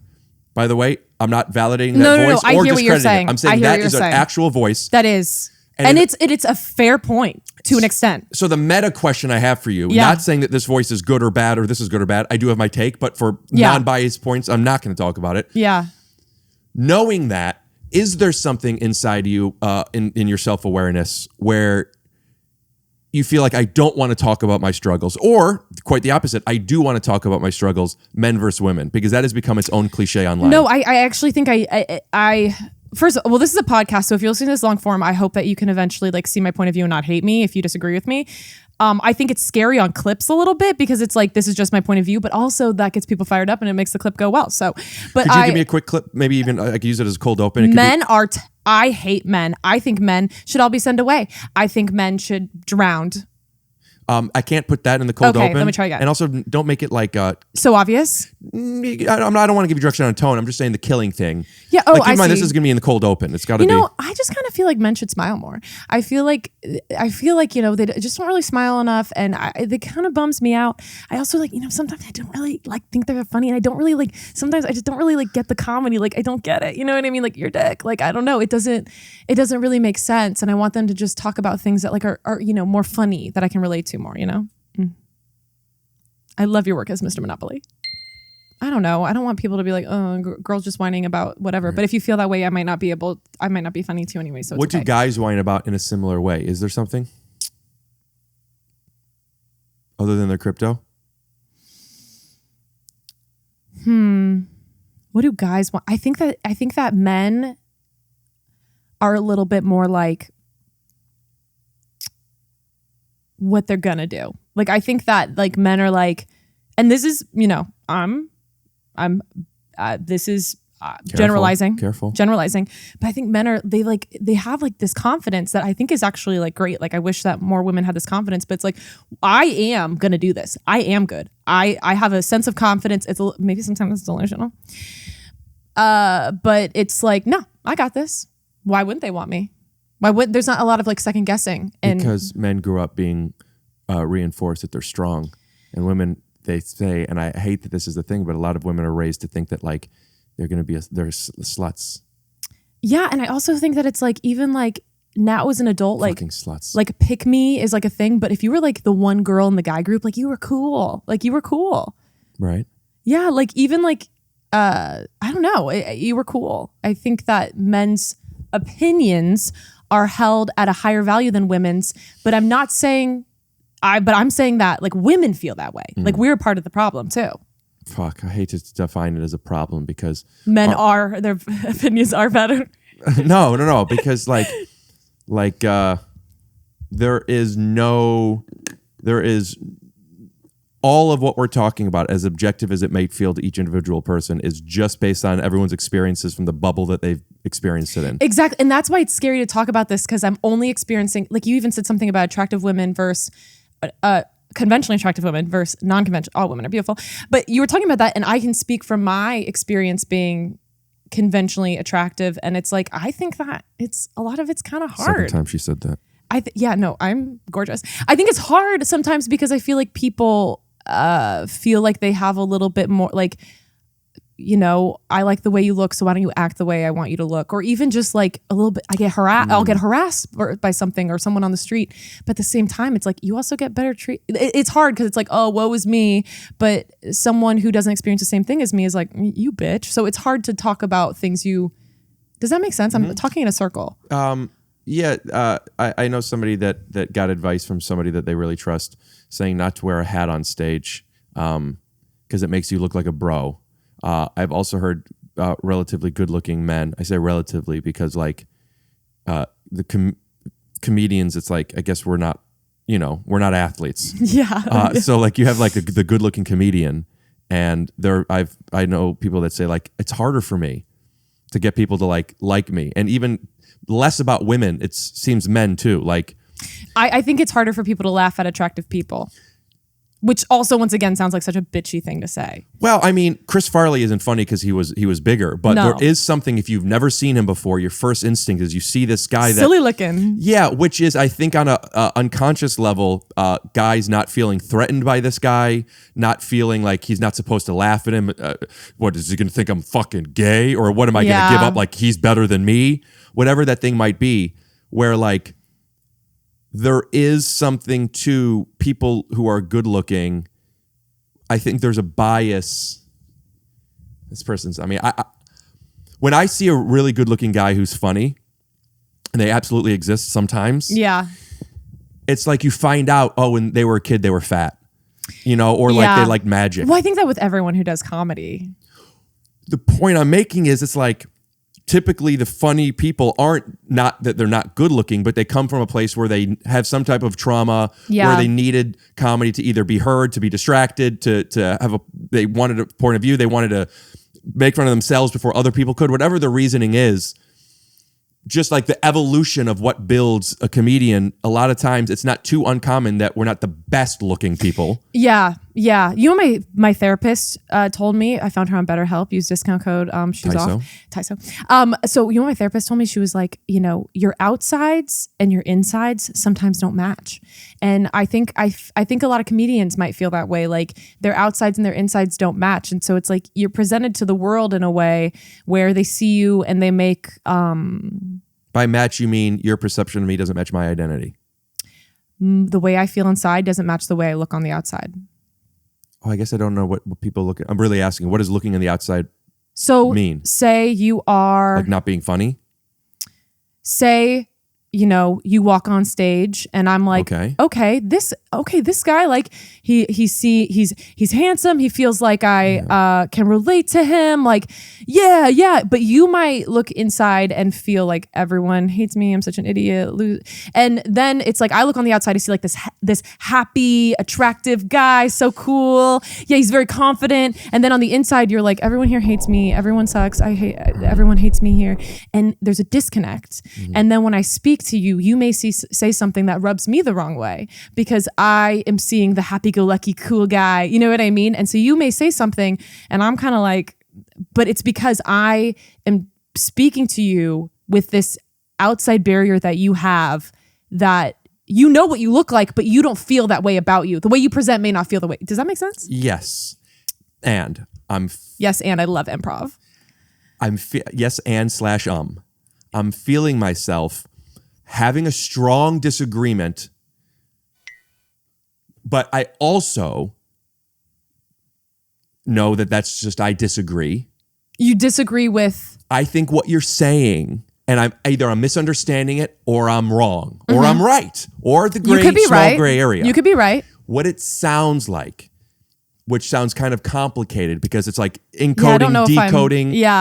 It like, here's how I feel. Here's how I present myself. I show it to you. You might see a third version. You might feel different. I might not match all these things. It feels the simple version. Thank you. Minor If applause. it came over here, I will clap for the bug. When somebody texts ha instead of haha or more, it feels as shit as if someone would give you a round of applause like this. Mm-hmm. It's just ha. Ha. So when you did that, that's what it felt like. So like, that's just classic projection, man. It is classic projection. You're just assuming how the other person feels or what they look like or what it is. Yeah, but that's everything with everything always. No one knows. I have a therapist who told me, get this, it takes 2 years to get to know somebody before you stop projecting on them. Wow. And I've thought about that in relationships I've been in, intimate and otherwise, and even if I know somebody for 8 months, a year, I do still have this like thing. I check in myself, Rick, I don't know what they are, but like I am assuming things. I am filling in blanks that I don't have the data for yet. And just doing that and not knowing what those things are. That's interesting. Make sense? No, it definitely makes sense. I feel like let me try with my point again. And also when you guys are editing this, don't make me look like an asshole, because I feel like I've said things that sound like an asshole. What does that mean? Like, I feel like I'm like, talking about like, oh, men suck. And if you're hot, you're not funny. Like, I feel like I'm like, no. I mean, I don't know if will you guys make me look good? I don't know if what you're asking for, I'm answering the thing you're talking about or not, but it's not directly. I am genuinely interested in asking what your opinion is on this stuff. Yeah, I guess I'm insecure about my opinion. Yeah, I think this is a great conversation to have because it's bigger than about your opinion. Yeah, I think I'm insecure about my opinion, so I'm making this as someone my age who's had my experiences. So if you disagree with what I'm saying, like I might disagree too in a year. Could we shine some more light on this? Yeah. What, you're insecure about your opinions because of you don't believe in them, or the judgment that others will have on them? More the judgment others would have on them, which is not a good thing, but also because my mind has changed a lot in my life. I've like really changed a lot, and like I was very religious growing up, and I just, so much has happened and changed my mind that I think that I'm always afraid of being too strong. I'm a very opinionated person, but I think that those opinions do change. So sometimes it's scary to talk, like say your opinion. But with the outside and the inside, Bella Hadid. Bella Hadid, we look at her from the outside and we have a feeling about her. She's beautiful. She looks rich. You know what I mean? Yeah. Also, it's tough to see past the branding that already exists with that. Like, we know who this person is. Okay. Yeah, that's also fair. So if you see somebody that, I think this is more like when you walk on stage, you're seeing somebody for the first time, or when somebody's scrolling and seeing somebody for the first time, that's their introduction. And we were talking specifically about either the way they look or what they're selling or what their brand is before knowing it. The way they dress. I read this book about the brain, and like instinct is basically subconscious things that you pick up on that come to the most likely conclusion. Does that make sense? It's the space between the A to C that connects it. Yeah. So and a lot of it's subconscious. So you may be like, I feel like this person is a bitch because they look like someone who played a bitch in a movie, and your brain's like, this is what a bitch looks like. Do you see what I'm saying? That's what I'm saying. Like, to be aware that not when you're doing it, but to know that that's always probably happening. And that's crazy. And it's one of those things where you don't stay aware of that. You know what I mean? But you know it already. Yeah, but how do you be mindful and conscious of that? Have you heard the saying, knock, knock? Who's there? So you haven't heard it? I haven't heard it. Who? You haven't heard it whom? Whom? And here's what I mean. I have no idea what we're talking about. No, me either. But I did. It just, I told you right when it came out. Okay. I don't want to stop. What Don't were we stop. talking about? Just keep talking. That's the thing. No, Knock, who's there? But forget pre-knock, knock. Okay, we went from Bella Hadid and then we went. I remember. Okay. Projections. Right. So there's like the saying of like, oh, you never know if somebody's been having a bad day.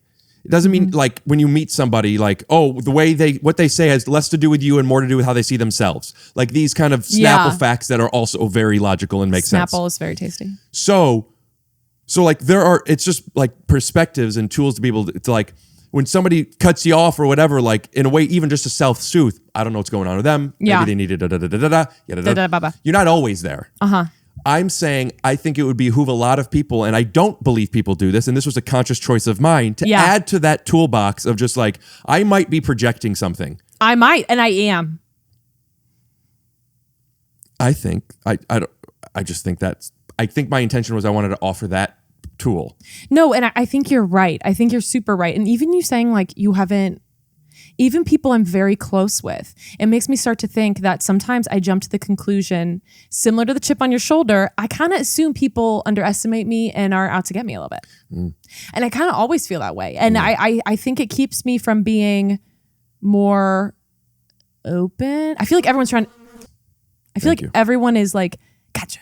You know what I mean? Everyone's trying to sell me short. Right. So, yeah. Yeah. That's why I'm like, even the editing, I'm like, don't make me look bad. Yeah, I also don't mean to, not putting this on you, but I don't mean to like shame anything by. I feel shamed. I feel judged. But I'm being serious. I'm being serious. Like the idea of like thinking it looks bad, because I was the one who brought up. No, I don't feel guys that. might think that. Yeah. I think and I connect with this, like with people I know that have chip on their shoulders. Yeah. Like, there's pros and cons. John refers to this a lot of times as a double-edged sword. I don't think he necessarily wrote that, but like the pros and cons, like talking, even some personality traits that I have and things that part of my life. He goes, I remember one that is less about like how people receive you. I learned a lot of numbers to pi one day. Mm-hmm. And I did it very quick, and I didn't know I had that skill set. Mm-hmm. And I did it, and I like went to John. I'm like, watch this, and gave him this, and like I had over 100 numbers, and I did it in like an hour. Wow! And I say that like when I figured that out about myself, like I loved that. I thought that was cool. That is cool. I don't know what that means. It's a party trick. John said to me, "That's really cool. What part of your brain that does that could you use to benefit you?" Not condescending that what I did wasn't valuable, benefiting you, but it is content though. He didn't mean it from content. He meant like, oh, Rick, you're able to do this thing. How do you get to be that efficiently? Yeah. So like on one hand, you could look at it as obsessing over something. Yes. On the other hand, it could be, yeah, but how do you make that efficient? Does that make sense? It makes sense to me. It's like memorizing lines, memorizing things you've written. Like it makes a lot of sense that he would be able to do that. So the double-edged sword of chip on the shoulder is, oh, I could push myself. I could be unaffected by blah, blah, blah, blah, blah. Yes. Here's the cool thing. Also, not a great example of the memorizing because there wasn't that much of a not cool thing. I hear what you're saying. Yeah. But like, I also, the things I'm thinking of, I didn't want to, they're personal. Yes. What's the bad? The bad of the chip on your shoulder? The same part of you that is benefiting from this. Yes. By design. Yes. What are the side effects? I think that it's a chip on your shoulder makes you a little lonely because I think you do feel like people are out to get you. You feel like you got to prove yourself. And it's like, why am I thinking about this person who I haven't seen in 5 years who said they didn't believe in me and I want to prove them wrong? Like, I think that there's a little bit of weight that goes with you. I do think that, you know, I do think that there's a lot of good in it, but I think that it's a little bit living in the past. It's a little bit living in the past. And I don't know if that's, you know, I don't know if that's good. Do you know like Stutz, like the Jonah Hill therapist? One of the things, he also has a book that's like basically a documentary minus Jonah Hill where he talks about all those things. But one of the things he says is like, put up a link. Yeah, it's like tools or something. But one of the things is that he says, your experiences, you can't judge experiences. Those are just the experiences, good or bad. They're just the experiences. And sometimes that makes me feel better when I see someone who has like a lot of success that I'm like jealous of. I'm like, that's just their experience. And this is just my experience. Emma Stone. Emma Stone, exactly. So it's like, I think that the chip on your shoulder can get you places, but it is a little bit of a poison, but it's also just an experience. Good. There's good and bad with it. Does that make sense? Yeah. Totally. We'll be right back. Whew, man, there's some huge shit. Whoa, what's this? Wow, this is really cute. Should I try it on? I'll try it. Her size.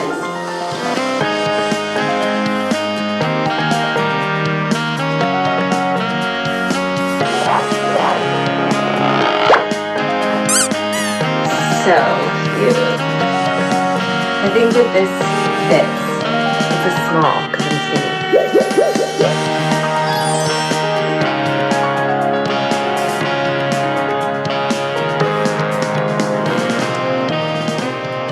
I'm Kevin Bacon's daughter, and I take huge shits. Okay, great. In case you heard the flush to door open time there, I am not going to pretend that every time I go pee, I give my hand the same kind of hand wash you do after. Yes. Then after I shake somebody's hand or exactly. I understand. Okay. I understand. So I have brag. I'm going to brag. Okay, please brag. A stylist for another award that I'm winning. It feels great. It feels great to be. I don't know how it works. I don't know if I'm going to be after this video. Am I going to come up and look at it and go wow and thank the lighting people up top? I can't lie to you. Trophies are fun, man. It's fun to get recognized. It's fun for people to feel what you're doing is important. I don't know. I'll probably take this award. I don't even know if I get one, but I'll put it on the side of me during my podcast, and every now and then I'll probably just acknowledge it and say, "Oh, sorry, it's the Television Academy. Pardon me." It's just I don't know where else to put it. And then people will be like, "Is it heavy?" And I'll be like, "It's actually heavier than you would think it would be. Like it actually, like here, feel this. This is like." And they go, "Whoa, what'd you get this for again?" And I'll say, "As we see it, it's not on at the moment, but we're really, really, really proud of it." And then people are gonna be like, "Aren't you a comedian?" And I go, "Yeah, but I'm also a very serious." Jesus, this is heavy. I'm also a very serious, award-winning dramatic actor. And then I'm going to put it down on a glass table so it's going to make a noise. They're going to hear it. I'm going to drop it maybe an inch higher than I needed to, so it makes a noise. So yeah, am I excited about winning an award from the TV Academy? Yeah, of course. I'm gonna run the light. I'm going to go on. They're probably going to just ask Jason to speak, and I'm going to be like, "Jason, I'll take this," and then I'll promote my podcast, Take Your Shoes Off. And I wonder if I'll bring a date. Oh, if so, what would be a fun thing if I could fake propose and we could use this and say, "And you know what? There's something I want to say." And then, I could maybe get down on whatever, and then the lights turn on, and then I'm up there down on my knees, and I'll just be, I'm like, "Look, this is, I don't know. There's so many ways of doing this." And I looked, and I was going to see is it after 3 is a 3. Are we good? And he said, sorry, I have to turn around. Handling an urgent issue is 4 or after okay. Now, all I saw was, I'm peeing, I'm doing my thing. You're doing your thing. You're peeing. I just see it's 4 anytime after okay. And I go, that's perfect. And then I realized I said that his urgent issue was perfect. He said his urgent. Is that fill you with anxiety? Well, I wrote him back. And what did you say? Dude. Comma? Delete that because I don't want anyone to know his name or her or anything. Or them. I just realized that you said you have an urgent issue. I'm so sorry. I'm so sorry that you have to deal with this. Yeah. So thoughtful. I don't know what it is. And though I am interested, I want to make sure that you have a safe space. Totally. In sharing any of your personal life with me. On a podcast. Or without. Yeah. But if this urgent issue was about something that happened to one of your family members, I'm sorry. But could you hurry up? Yeah. You work for me. You work for me. And he said, I'll deal with it. But yeah, when I said, what are you going to wear to your award?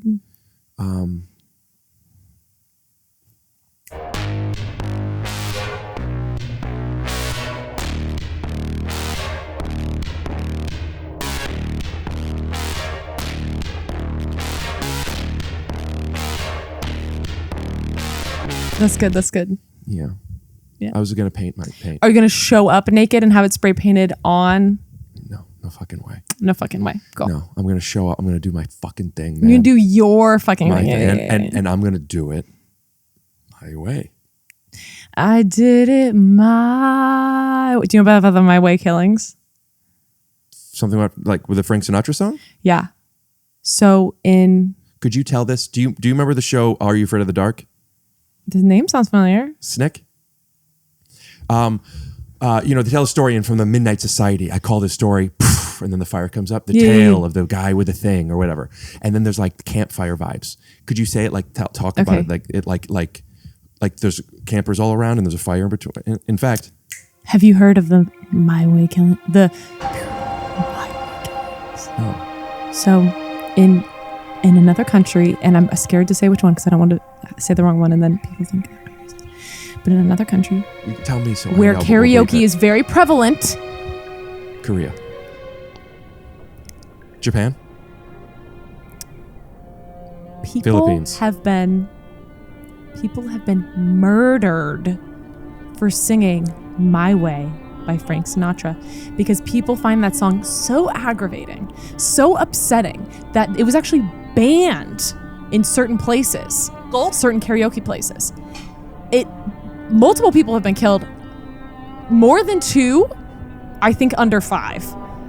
3 or 4. Yeah, 3 or 4. 3 to 4. So 3 or 4. And it's such like a thing that a popular band did a cover of My Way, and in the music video, they were shot. Do you want us to edit out when you sang it? Because I don't think that happens. I don't want in this anyone to context. kill me, yeah. But I don't think that's really I don't want it to have to be something that we're even thinking about. Yeah, it's a little scary, but that's true. You can look it up on Wikipedia. Wow. I know. So what? So what? Yeah. I'm still a rock star. I got my rock moves. That song by Pink. Yeah. I don't need you. So what? This is good. This was good. Yeah. This is good. Good. Yeah. Good. Do you? I didn't know you until I saw that video. Yes. And then I reached out. I thought it was so funny. Thank you. And since then, I see other videos that you make. Yeah. And they're fantastic. Thank you. My question is, I didn't even know you did stand-up until I saw you posting something here. Yeah. I know a lot of New York comedians, obviously not all of them. Yeah. But is stand-up something that is your start? Is that something that's a big thing of what you do? Do you talk about stand-up? I think it is a big part of what I do. Similar to you, I started doing stand-up because I wanted to act. Mm-hmm. And with that, it's kind of an interesting thing because it makes you like independent of the thing you wanted to do. But it Can you explain that differently? Like you can work without being an actor now. Right. But at the same time, the thing that you wanted to do, now that you don't need it, they're more interested in you, right? Are you saying they're more interested in you in stand-up?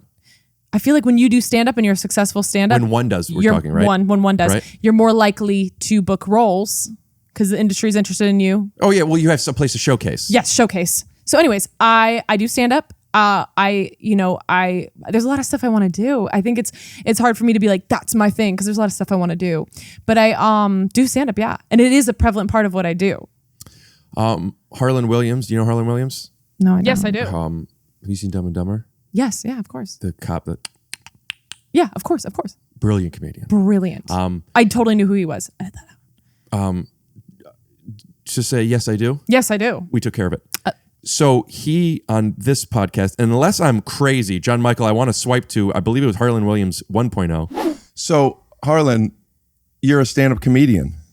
I don't even like that title. Right. Well, then let's go back to the half-baked stuff. No, I mean, I like the title, but I don't. Because of your legs. Not just I don't like that title. Like it's too definitive. You're being serious? Yes. Because stand-up comedian means you're not the other things? It just means you're a stand-up comedian, and I'm a person who likes to get up there and do stand-up, but that's not what I am. It's right. Too much of a defining title. People say that really about makes me angry. Like I'm not autism. I'm a person with autism. It's like that type of thing. So you're a person with stand-up comedy. Yes, there you go. You nailed it. Right. You nailed it, guy. I thought that was like, yeah, but you don't. That's not. It's like somebody saying, "I'm not a mother. I am, a social worker." It's like what you do, though. You're a comedian because you do that. Yeah, but you could be a lot of things. Yeah, I guess I don't think of myself as a funny person. Then you're in the right business. Women are funny. Oh, no, I just meant because a lot of comedians are insecure that they're not funny. No, I know. And also the funny thing about comedians is we talk a lot about how we feel about being a comedian. And the weird part I wonder if that's the case, because we're definitely doing it now, but I don't know if that's something I talk about a lot. Let me know if you think we talk about comedy a lot or not enough or the right amount or too little. Totally. Really, comment, let me know that. But go ahead.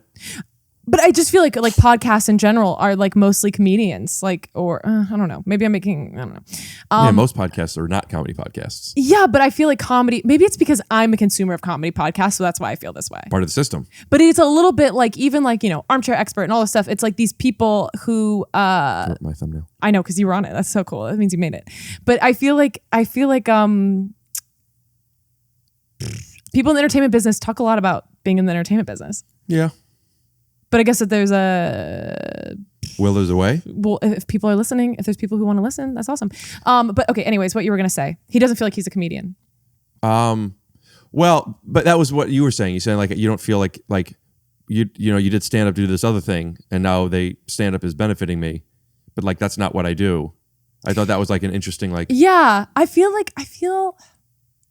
there's just, yeah, I feel like I think the videos and the stand-up are what people think of me. But, in my stand-up, I do like comedy songs that I've written, and I try to record them. It's, a lot of work, man. But I think of myself as more than that. I think I'm not like a working actor. I'm not like on stage or anything like that, but I think of myself as that too. So I think that there's like more parts of me artistically that you know what I mean? I don't think of myself as, I'm a comedian. You know what I mean? I do. I know what you mean. Yeah. I don't know if I can even put it into words. I think you did. Okay. I think you did. In fact, I also am now noticing it looks like that goblin is holding that little cup for you. Oh, that's really cute. And I think that is really sweet that he's doing that. That's really sweet. Thanks, Guy. I don't know if I identify as a comedian or I identify as like a funny guy. Absolutely. Yeah. But like comedian, award-winning dramatic actor, writer, podcaster, guy that loves dogs. I identify as like creative. You know what I mean? Yeah. And also someone who's like really cool that you'd like want to hang out with, like the coolest person at your like party kind of thing. Like everyone wants me to come over and hang out. Did you have that as a kid? Did you have parties because of how everyone was homeschooled? Yeah, I think people had parties. I never really had birthday parties growing up. Somebody just told me that they didn't have birthday parties growing up. I thought that was such a bummer. Yeah, that's what people usually say. They're like, oh, that's a bummer. But and even now, like, it's hard for me to have them because, like, I feel... I remember who it was. Who? I might have to bleep this, so send it. We could ask. But I think it was Allison who were on the phone with John. I think she just told me that she didn't really have birthday parties when she was a kid. Yeah. I don't know if that's private information. I also don't even know if it was her. But what a bummer. What a bummer. But even now, like, I feel a little bit of anxiety about having birthday parties because I feel like, what if people don't show up? Man. Gulp, gulp, gulp, gulp, gulp, gulp. We'll replace it with gulps. And now here you are. And here I am. Do you like making videos? Is it? I saw you do a lot of stuff with Barstool. Is that like part of like who you collaborate with? Yeah, I'm that work? actually a employee. Is being an employee of a company like that similar to when people are like employees at like BuzzFeed? Where it's like, oh, like we all have like do different stuff for content. Although I think BuzzFeed just passed away, didn't it? I think BuzzFeed. I know someone who's doing videos with BuzzFeed. I think they're all freelance. Gotcha. But is it that what it's kind of like, or is it like a gang of guys in the garage, like how Apple probably started year one? So no. Like it's a full on company. Like the thing about it that is so great is that there's so much freedom and creative freedom, and you don't have to run anything by anyone to put it out. And you just make stuff all day. And that's your job. Your job is literally to create content. Yeah. Could you explain that to me? So I wake up and I create content. No, I'll wake up and the schedule is free. You don't have to clock in. You don't have to be somewhere at the office at a certain time. Your job is to create a product, which for me is a bi-weekly YouTube sketch show called Please End This. And they're on Barstool's YouTube channel? Please End This YouTube channel. So what's it called? Please End This. So this is a thing people go to, Please End This. Yeah. And then when you Google it, it's like the suicide hotline. But also it's my sketch show. Oh, okay. And then so basically I'll wake up and I will either make a sketch with my co-host for that show and we'll record it, or I'll wake up and record things that I wrote myself and then like edit them, and that's it. But and how do, like, I'm asking like transactionally, like what does this mean? Like, all right, hey, welcome to the Barstool family. Yeah. Like if this were on The Voice, Kelly Clarkson would maybe give you a jacket. Oh yeah. Barstool okay. like gives you like a slice of pizza or something. Yeah. And then you do, and then you're like, whoa, I'm part of the fucking family. I'm part of the fucking family. So I'm gonna get paid a salary. Yes. And my job is to make content twice a month for this thing right now. Yeah. And so now you know what. But you also have to come up with a thing that you want to be your job. Like there's no direction when you get hired. Like getting on SNL. You have to like, all right, great. We believe that you have ideas and you could execute them. Yeah. Go do them, and then, but you don't even have to pitch it to us. You don't even have to pitch it to us. Right. And also at SNL, there's a little bit more structure because there's like, everyone has to come with something to the table read, and everyone spends that. There's like one day a week where everyone writes, and sometimes they don't even go to the office. Like we don't even have that. So you now, is that your full-time job outside of stand-up? Mm-hmm. I like talking money. I don't know you. No, you don't tell you're me fine. anything. You're fine. But wherever you're comfortable or not. Yeah. But like, you went from not working with them to them offering you a job. Is it significant? Like it's significant. And people make a living from this. Yes. And are there ways to rank up to where you start making more money with them? If your show does really well and you're generating a good income, you can renegotiate to make more money. The other thing you can do, which I don't see this being my path just because I can't seem to do it, is like to sell a good amount of merch with them, and then you get a big cut of that merch. Right. So when you get stuff and it has income other than YouTube ads, because they get sponsorships, and they are getting that money, but it comes out of your guaranteed, your fixed thing. So basically they own all the content. The content that I make, when you say that, it sounds, they own the Please End This IP, but everything I make for my own Instagram. Right, I own but my I'm saying Insta IP. what they're paying you for. Yes, they're Please End paying This. for you to write and perform for them. Right. Yeah. So it's theirs. Yes. And then if something does really, really well, that's their money, not yours. However, then yours not. Okay, things are going well. We could renegotiate. Yes. And all merch from that stuff, it's a percentage. It's a percentage. So they're kind of like packaging you, like what's what I'm thinking of, like an exclusive almost. Like yeah. So if you want to sell a show, do you have to go to them? A stand-up show or no? Like if you have a TV show that you want to write, are they? Oh, because like Lauren Michaels owns stuff post SNL with these people. Oh, that's very interesting. I obviously you would. I just thought they all just love Lauren and were like, Lauren, will you executive produce my show? So that makes sense. They could go hand in hand. I don't know if. I don't think that has ever happened at Barstool, so I'm not sure of what would happen there. I would assume if someone was going to do that, they would sell the show outside of Barstool, wait for their contract to expire, and then go do that show. What does working for Barstool, like, obviously you want to be doing it. Yeah. So what is like, if you were to sell, if somebody like said, hey, Barstool offered me a job, I'm not sure if I should do it. Yeah. So how would you sell that person? What is it that you like about what you're doing? Number one, the stability financially. Like before that, Could you tell me how much you make? Yeah, I think one. You want me to bleep it or are we leaving No, it in? Because people don't. I the real problem is I'm wondering how to say this. I've never said $110,000. You don't say and. $110,000. Yeah, I remember I learned in math. I was scared of what I was going to say. Is from fifth grade, my math teacher told me that and you don't say and until the decimal period. Oh, it's I see. So it's 1,234,516 and 22. Yeah, so 110, 000. Okay. And compared to what I was making before, I was like a waitress and I was a nanny and all this stuff. Like that is life-changing money.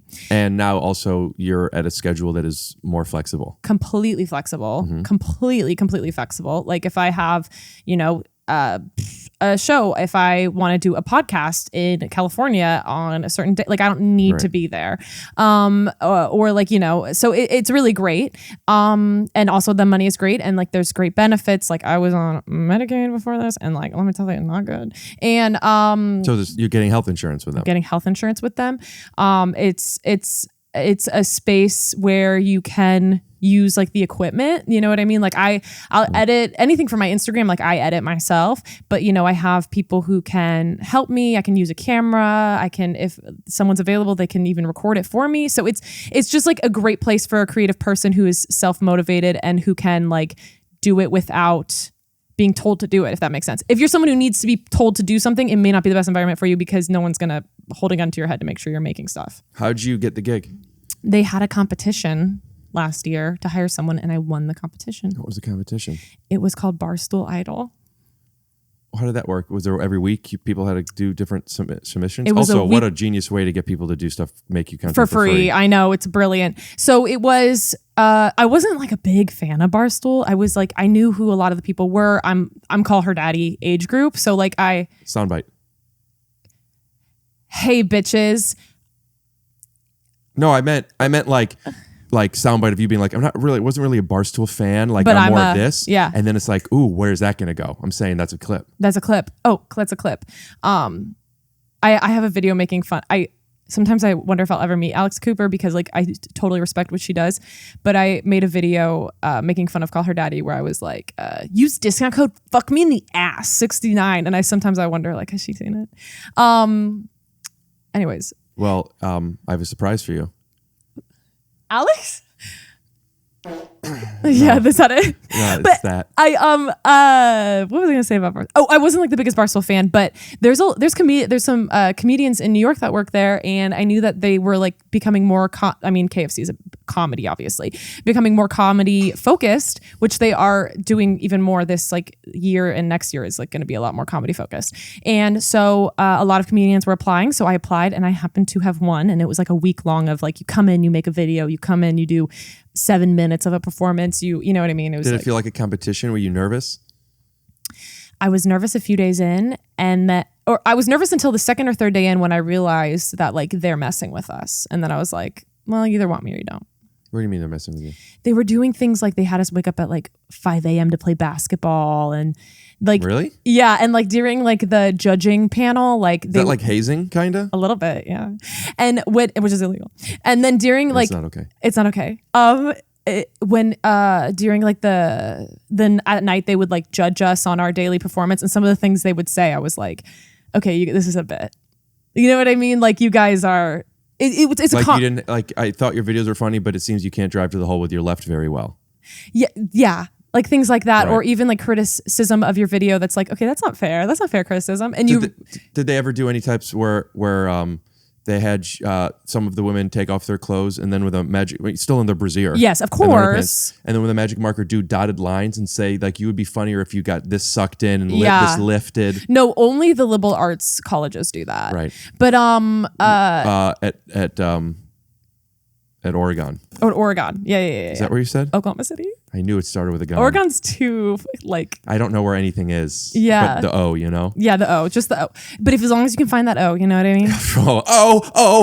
Yeah. O'Reilly's Nice. Auto Parts. Nice. And they're my parts, and they're not for you to tell me what to do with them. I'll tell you Exactly. something. I don't have a chip on my shoulder, but if I had a plate, I would maybe allow myself the crumbs to hold on to that for you for a second so I could look at it and find that doctor and say, listen to me, you fucking cuck piece of shit. Yeah. Carpet muncher. Or Carpet dick muncher. licker, or both. Or both.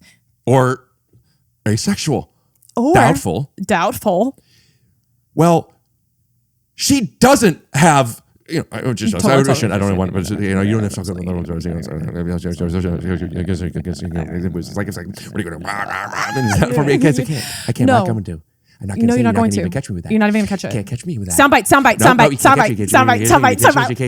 No, you can't catch me. Can't catch me if you can. Incredible movie starring Leonardo DiCaprio. So did Inception. But you know what's making me think of this is making me think of even more when you're talking about like catch me. There's this is going to sound. I don't quite know exactly what they were, but they were kind of like a mama tomato and a baby tomato. Totally. VeggieTales. Are you familiar?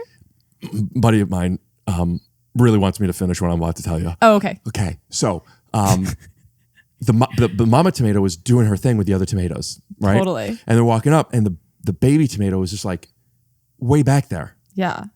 And way like, back there. And also it's different. It's like how elephants are with tomatoes. It's not like babies we have to carry them. They need to learn to follow the pack. Absolutely. So did you hear about this? No. Oh, you didn't hear about what the mama tomato said to the baby tomato who's so far back? She yelled, "Catch up!" That's good.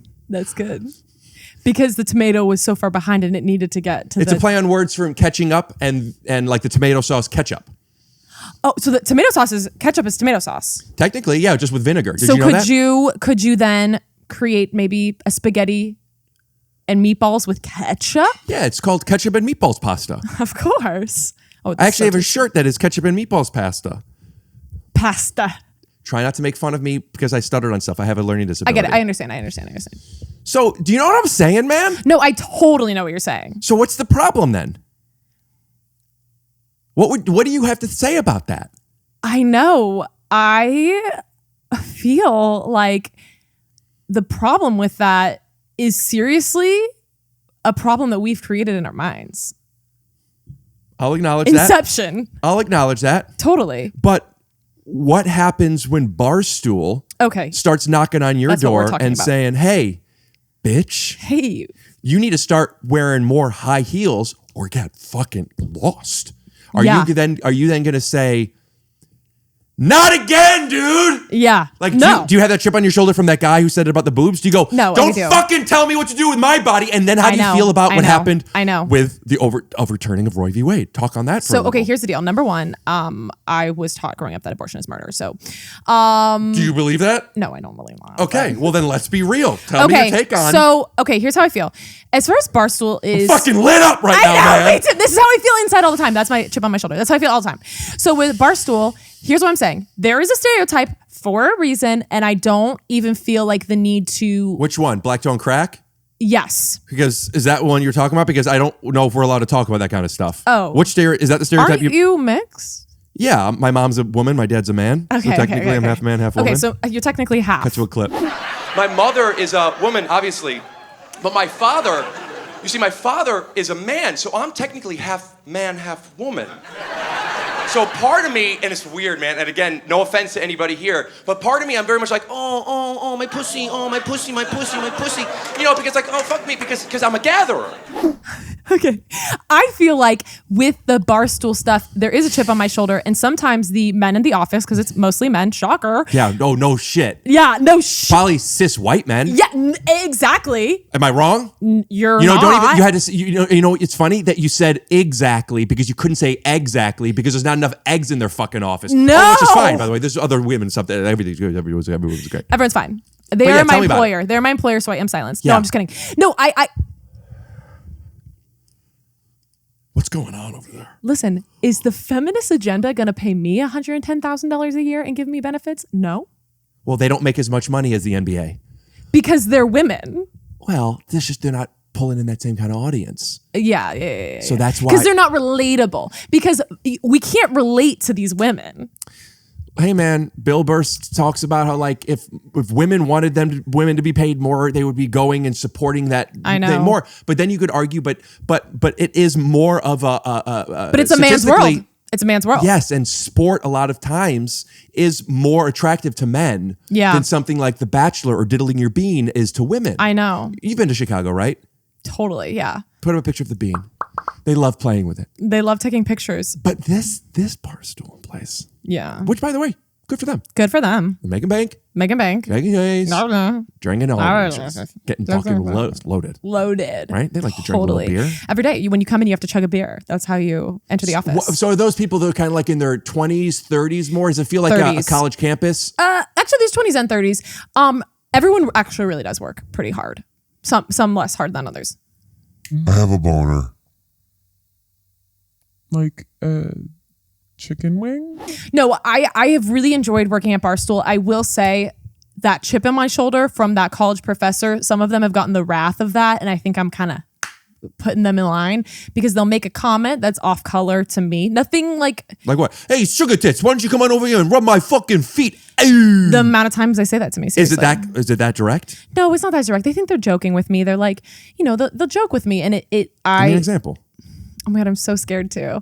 Well, should we bleep it? Okay, so one time, let me say it and then I'll tell you if I think we should bleep it. So one time, a coworker of mine, thinking that he was being funny, asked me when I was going to get my boobs done. And I would hope that most men would realize that that is an extremely inappropriate thing to say. Did he know the backstory? No, that's the thing. If he did, and he did that to poke fun at you. No, he didn't know the backstory. I'm saying if he did, would you be okay with it? No, we're not friends. Right. We're not friends. We're coworkers. I know I say hi to this guy every morning. We're not friends. Do you ever make fun of him saying, hey, I bet your balls suck? Oh, the way it was literally like the Hulk came out and I was like, you know what? Have you looked in the fucking mirror? Yeah. You fucking Jew fuck. Yeah. I said slurs. Right. No, I was like, really? Have you looked in the mirror? Do you think there's a line in She's the Man, one of the greatest comedic films of all time, starring Amanda Bynes as the man? Yes. I recently watched Ladybugs, which is, I don't remember the actor's name, but I think he killed himself. Oh, no. But Matthew was the character and he played a woman's soccer. I always thought like, oh, it's kind of like that. Yeah. So Amanda Bynes in the film, this is once again, maybe a really shitty thing of me to say. In the film, they're being mean to this one girl and the girl goes, she goes, do you think girls with asses like mine speak to men with faces like yours? And that's what I did. I fucking leaned in. I was like, do you think I would ever speak? When I see you, my pussy dries up. Damn. Like an orchid 3 months into life. Yeah. And then I went like that. Now, Amanda Bynes movie, that's where pretending to be a man? Yeah.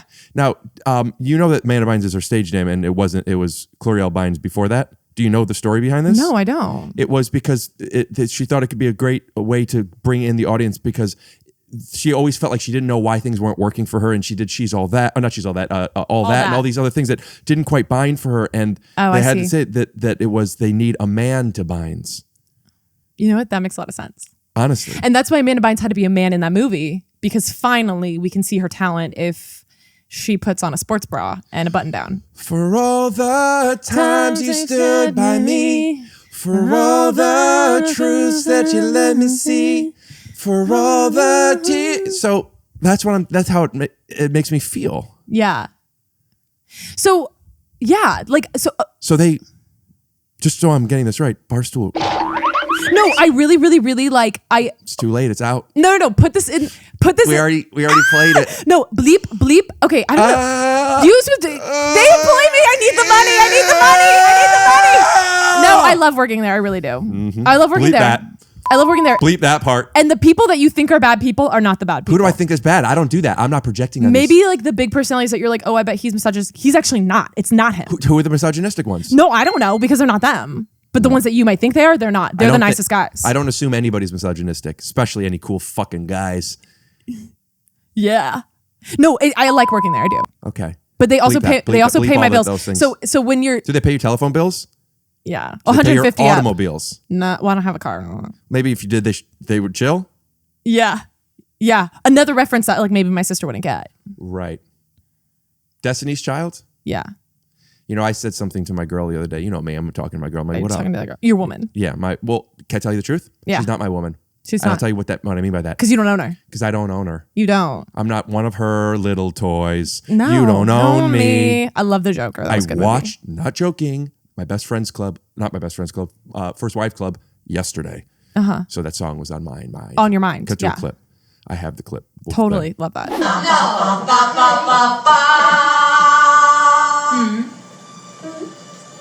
And don't tell me what to do, and don't tell me what to say. And when I go out with you, don't put me on display. Pretty good.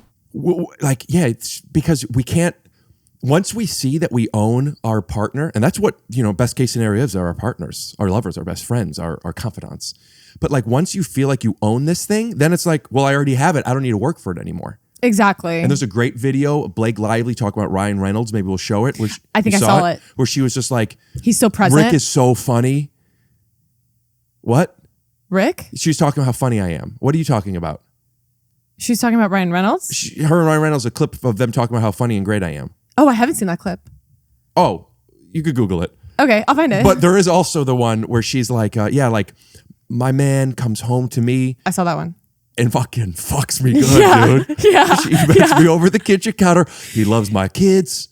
Not the same way he loves me, though. No, fuck that. That's I would wrong. never let Ryan Reynolds do that to our kids. No. No, and it's like, and he comes home sometimes in his wardrobe still. Yeah. And bends her over the counter and fucking in his grills uniform. her. In his uniform from that war movie he's in. Fuck, or dude. that movie with Will Ferrell where there's the tap dance. Oh my God, dude, that was a great movie It was. for real. I was shocked at how beautiful and musical and great it was. It's low-key sad. But, Ryan Reynolds, dude, he's fucking stacked too, dude. You could tell, dude. Fuck. Totally. I heard in The Town when Blake Lively's doing, "Oh, what you doing over there, big guy?" Yeah. Whatever thing is that, Yeah. And then the guy who is in Mad Men, who's John Hamm. Thank you. He goes like, "Oh yeah, well the fuck this, man. Fuck you. You got a fucking kid, bitch." And she's like, "Oh yeah, fucking whatever, dude." We'll cut to a clip of it. Cut to that clip. By the way, I'm here tonight judging a fucking contest. And like, dude, she was thinking of Ryan Reynolds' fucking, I don't remember anymore. Wait, Is were it they a 14 pack or an 18? Doesn't dating matter. then? It doesn't even matter. Doesn't even matter. She knew. She knew. Fucking love that guy. And she's fantastic. XOXO. Ryan Reynolds, XOXO Gossip Girl. Ryan Reynolds is like every straight guy's like man. Do you know what I mean? I think that straight men think Ryan Reynolds is the guy. Like everyone is like, that's my man crush. Do you know what I mean? I get that. Mine isn't, but coincidentally yours? they work together. Or originally it was Arnold Schwarzenegger. Of course. I know. I have posters on his wall so much that I even know how to spell his last name. Dare me? SCHWIRZENEGGER.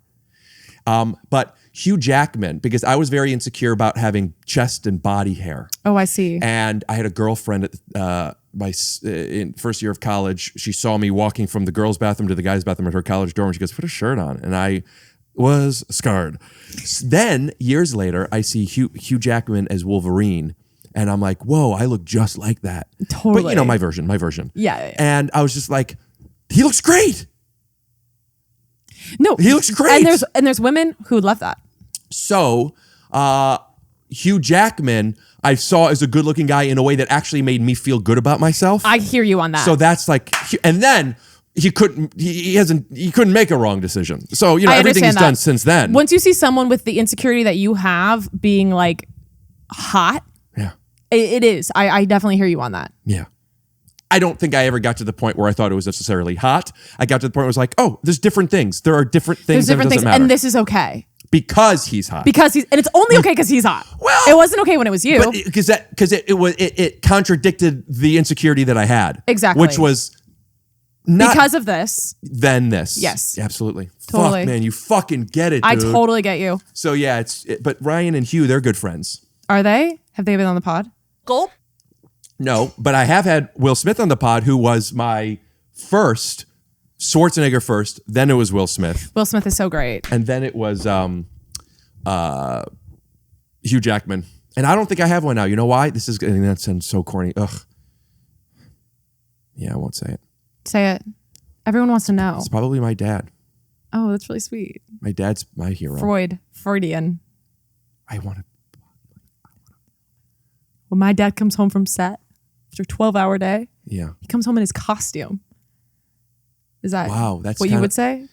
Well, I would say that Similar to Blake Lively? I would say that my dad, while other dads were out there, flandering.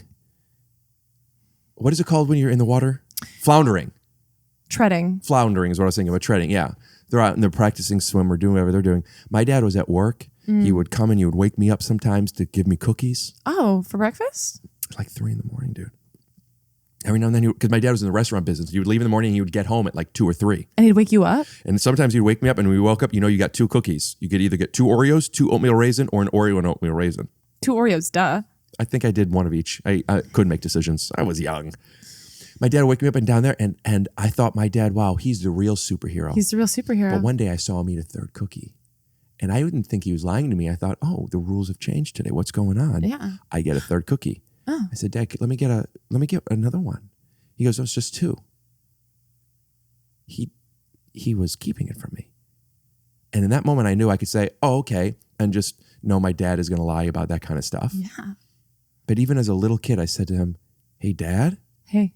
I saw you eat a 3rd cookie. Bitch. And you know what he said? Yeah. Try to get one by you. But you can't have one.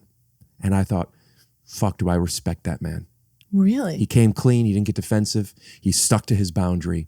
And it's because of, not necessarily that moment, but that man, that I am the man I am today.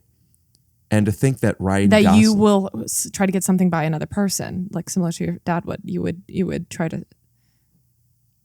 What is that? What is that?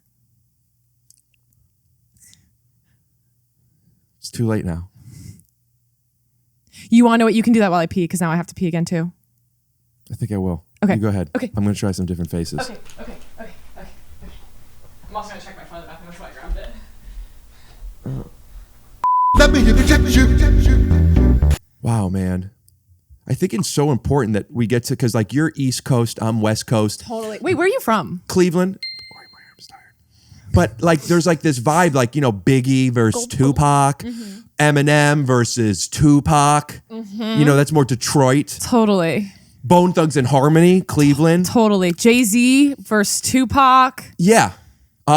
By the way, would be a very cool alternate Mortal Kombat type of game where you could take all these people that have like Michigan versus Ohio State, but like you could have those things. Rose versus was this thorns. Wait, what? Dude, I must be higher than I realized. What happened? What the fuck was I just talking about? You were talking about a game where you could take all of these. Got it. So you're East Coast fucking. East Coast fucking. It was all a dream. Totally. And I'm West Coast talking about changes. Totally. But you're a woman. I'm a woman. And I'm, it doesn't matter what I am, and I mean that. It doesn't matter. I don't want to get into it. But gender is fluid. Yes, and slash improv. Like there's different, like whatever I feel, it's not even the point, because that is the point. Yes. We're different in some ways. We're similar in some ways. Yes. But like to be able to come on a podcast and like, I don't agree. Like you talking about women are great and women are funny. And I'm over here thinking like, no shit, tricked you everybody. Got you. But like some things we disagree on. Totally. Like I don't think that necessarily, the same way that you do. Yeah. For example. But I didn't shut you up and you didn't shut me up. You didn't shut me up. No. I think this country, and I mean this, I think this country has more, with the people in it. Yes. Have more things in common than they would be led to believe. Totally. No, I completely agree with you. We have different life experiences, but like it's an echo chamber, man. And the people with the microphone, trans people could go suck my fucking dick. And then the other people, like they need, but they're being discriminated against. But also, like you want trans people to suck your dick. Sounds like you say you're transphobic. Sounds like you're into trans people. But that's the thing. Everything that's they stick to, so like no, they reflect off me and stick to you. Yeah. That's what it is. No, that's totally what it is. We're all similar. We all, finish each other's sentences. Different. I'm sorry, go ahead. We all have 6 bottles of soap in our bathroom. Right. Well, that is a thing because you're burning me. Now, I recently restocked because I do wash my hands a lot. A lot. And that is the only soap that I found that that I like the lather. I trust the soap, and also it doesn't dry me out at all. It kind of doesn't. Yeah. EOS, I think it's called. I'll put it a thing. Put it It here. is good. Shout out to the soap. It's so I And never it's want to not lavender, have correct? it. Yeah, You know, lavender is good for anxiety and stress. I didn't. Well, now you do. Thank you for this. Totally. Thank you for this. Yeah. Yeah. Do you have any more examples though before we go? Also, we have to plug the Glacier stuff. Yes. But do you have any more other examples of how a daughter or a son who creates some identity at home that he or she's a goody two shoes, and then when they go out with their friends, did we name them all, or are there any other things? I think we named them all. Switchblade, Magnum condoms. What about one where instead of she's a bad girl, when She's she leaves, a good girl. She's a good girl, but she's like in True Lies. She's a spy and can't let her family know. So when she gets in the car and she's like, honey, like, I have to run. I didn't put my makeup on. She says to her mom, I'm going to bring my makeup with me. And the mom goes, oh, okay, yeah. I guess that lip gloss is not lip gloss. it's a radar. It's a radar. She It's goes a like this. laser. Yeah, or a laser or something. Or both. A Yeah. radar laser. Yeah, I just think it's interesting how we as teenagers feel the need to hide who we are from our parents, but when actuality, what we are hiding from is discovering one for ourselves. That's very deep. Yeah. But is it because we're afraid of ourselves? I think that when we are in touch with what we are afraid of, it is that is the difference between backing down and courage. When we are aware that we are afraid, but those fears will not make our decisions for us. They will not. To It was all not a pretend dream. it isn't the case, but to acknowledge it and to push forward either way. Yeah. I think that they don't have the capacity, or at least it's not as intuitive to them as an adult to recognize why I'm scared, as opposed to Exactly. the feeling of fear. Exactly. And once you know something, it becomes less scary. But how do you get to know the demons if you refuse to meet them? Maybe you could follow them on Instagram. Maybe you could understand a little bit about them before you truly meet them. Right. That way you know what you're getting into when you meet them. What are they into? Do they like you having your shoes on when you go into their apartment or no? Right.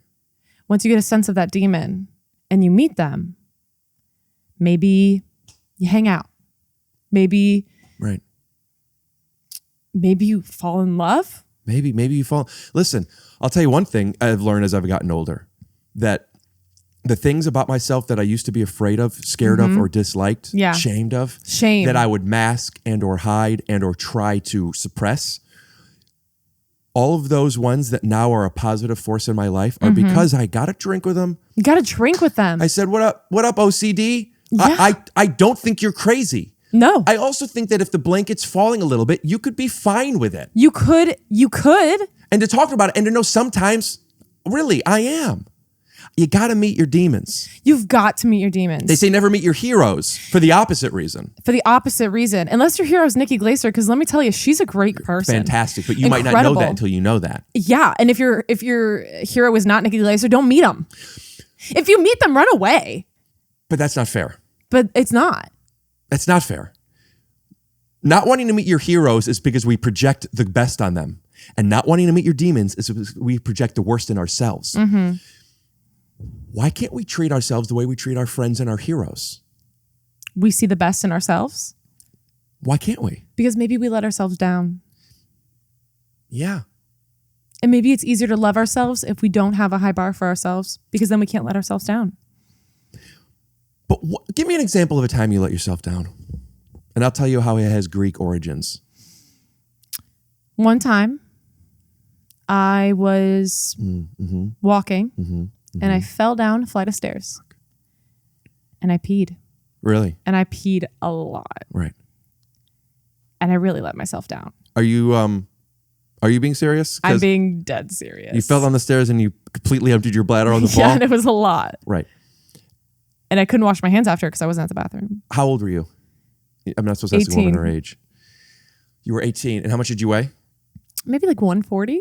That was like about No, I'm just 140. joking. Ugh. I'm joking. Of course, I think. Of that, course. The fact that you did that, Mm-hmm. how does that let you down? You always thought that I'm not the type of chick who falls on the stairs and pisses her pants? I always thought that. It was like my biggest fear. I was like, I don't want to be the cliche. But how did it let you down really, as opposed to just like, oops, I pissed my pants and I fell down the steps? Because when you're younger, you're so embarrassed. You're embarrassed by everything you do. I'm like, oh, I'm so embarrassed. I peed myself. It's normal to pee yourself. It's normal to pee yourself. Mm-hmm. It's normal. Mm-hmm. How many times have you peed yourself? I poop myself more. Yeah, you know that's the thing, that boys poop themselves more and women pee themselves more? That's such a fucking cliche, and I hate that I lean into it. I think my mom poops her pants more than I poop my pants. Really? Yeah. Are you both having anal sex? I don't like these jokes. Okay. Also, it's so different. It's not a joke. It's also so different because it's different. It's It's different. She's older. She's older. That's not okay. It's not. That's not okay. It's not. That's not okay to talk, but make jokes about that. And I don't know. Who said it was a joke? Well, you're trying to be funny. You have a chip on your shoulder. You're like, is this a comedy podcast? First base. I love working at Barstool. Like all the guys are super nice. Like I think there's a lot of stereotypes about it, but it's actually such an incredible place. I'm so happy. No one ever makes comments about my body there. It's a incredible place. Just so you know, we at home, if you kept that camera on you, would assume that I was holding a gun to you Yeah. the way you just did that. Dave Portnoy's behind you with a gun. Just so you understand that. Blah, blah, blah. No, it's so great. I love it. But seriously, like it's so great. Like I love it. That's like, more believable. That's right? like what you do at Comedy Central roasts Yeah. when it's like like.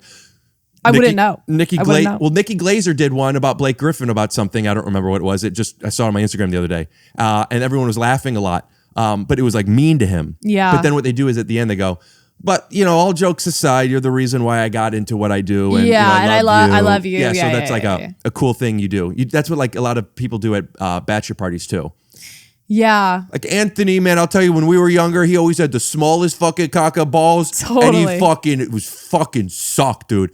But also, I gotta say, even though he sucks at fucking girls and he's a fucking... Was that your best man speech for your friend? I'm not this kind of guy. I'm saying some people. Yeah.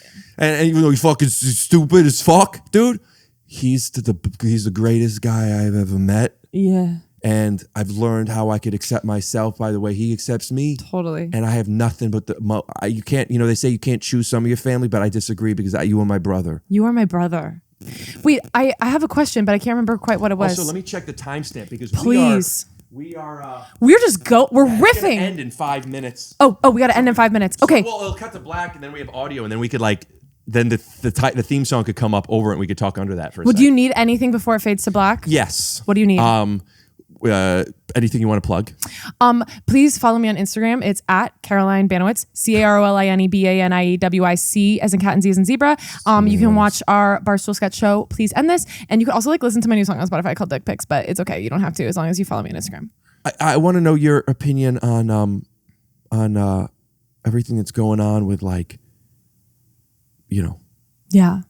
Well, you know that what's happening. I do. And Tucker Carlson, what happened a couple of months ago. It's a couple months ago at this point. This is going to have to sit for a little bit. Yeah. So, yeah. I'm afraid this episode will come out. It'll come out. Okay, good. It'll come out right tomorrow. We filmed this yesterday. But what's happening with Tucker Carlson? Yeah. And then what's happened now, because now it's not April and we already know because it's June right now. And what's been going on with Trump. Totally. And I don't even think that his base, by the way, I don't even think they see that as a bad thing. No. I think that just riles them up. It riles them up. There's nothing. It's just the attention. It's the attention. And now look what's happening with what he just said. Absolutely. Cut to a clip. Yeah. I'm an innocent man. I did nothing wrong. And what's happened? So who saw that? Well, it just happened. Yeah. In June, when this is June 5th. And AOC. What? First of all, I love her. Me too. But I think it's she's really her base already likes her. I think she's not doing a good job of trying to let people see the perspective. I think if she got on TikTok more, she could definitely help she's her pretty career. Big on TikTok.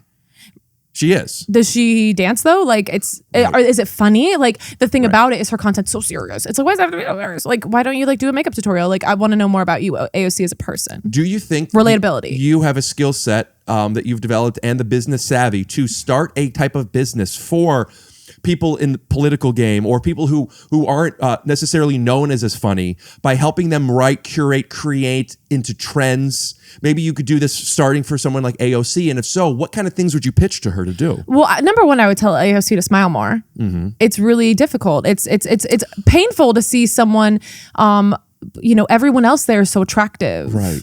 On that thing, and then we see AOC and she's not smiling, and it's like, wow, AOC, like all of these other people are so pleasant looking. I would argue that, I do see AOC smile a lot, and also like what she has to deal with and tolerate.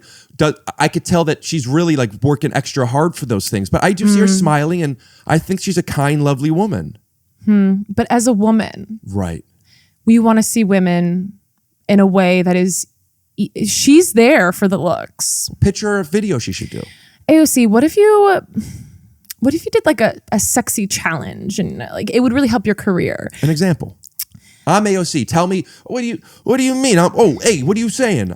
AOC. You. I know you're very proud of your little accomplishments that you've done. I work for the people. You work for the people. But you know what the people really want to see? What's that? A sexy pop hit. I think you should release music. I don't know, man. That's not really where my focus is. I hear you. I'm talking about like the Green New Deal and the what Paris about Agreement. A reality show? I want to date AOC. I think that is great. I like that. What do you mean? I get to meet a whole bunch of hot guys and girls? Yeah, if you're open to it. My name's AOC. I'm interested into all sexuality. You are. And that's the thing we love about you, AOC. Actually, I would say it just happened. I have to imagine it's a coincidence. There's got to be like some type of like Freudian slip in this. That I bring up AOC because I have a rap that I wrote about AOC. I wish AOC would smile less. In all reality, piss them off, AOC. Could I play you the song? Yes, please. It's kind of shares that point of view. Trucks and vans, rentals, 5-letter word. It's not this. Let's it's go. Just cut to when. Oh, is this a commercial on YouTube? Yeah.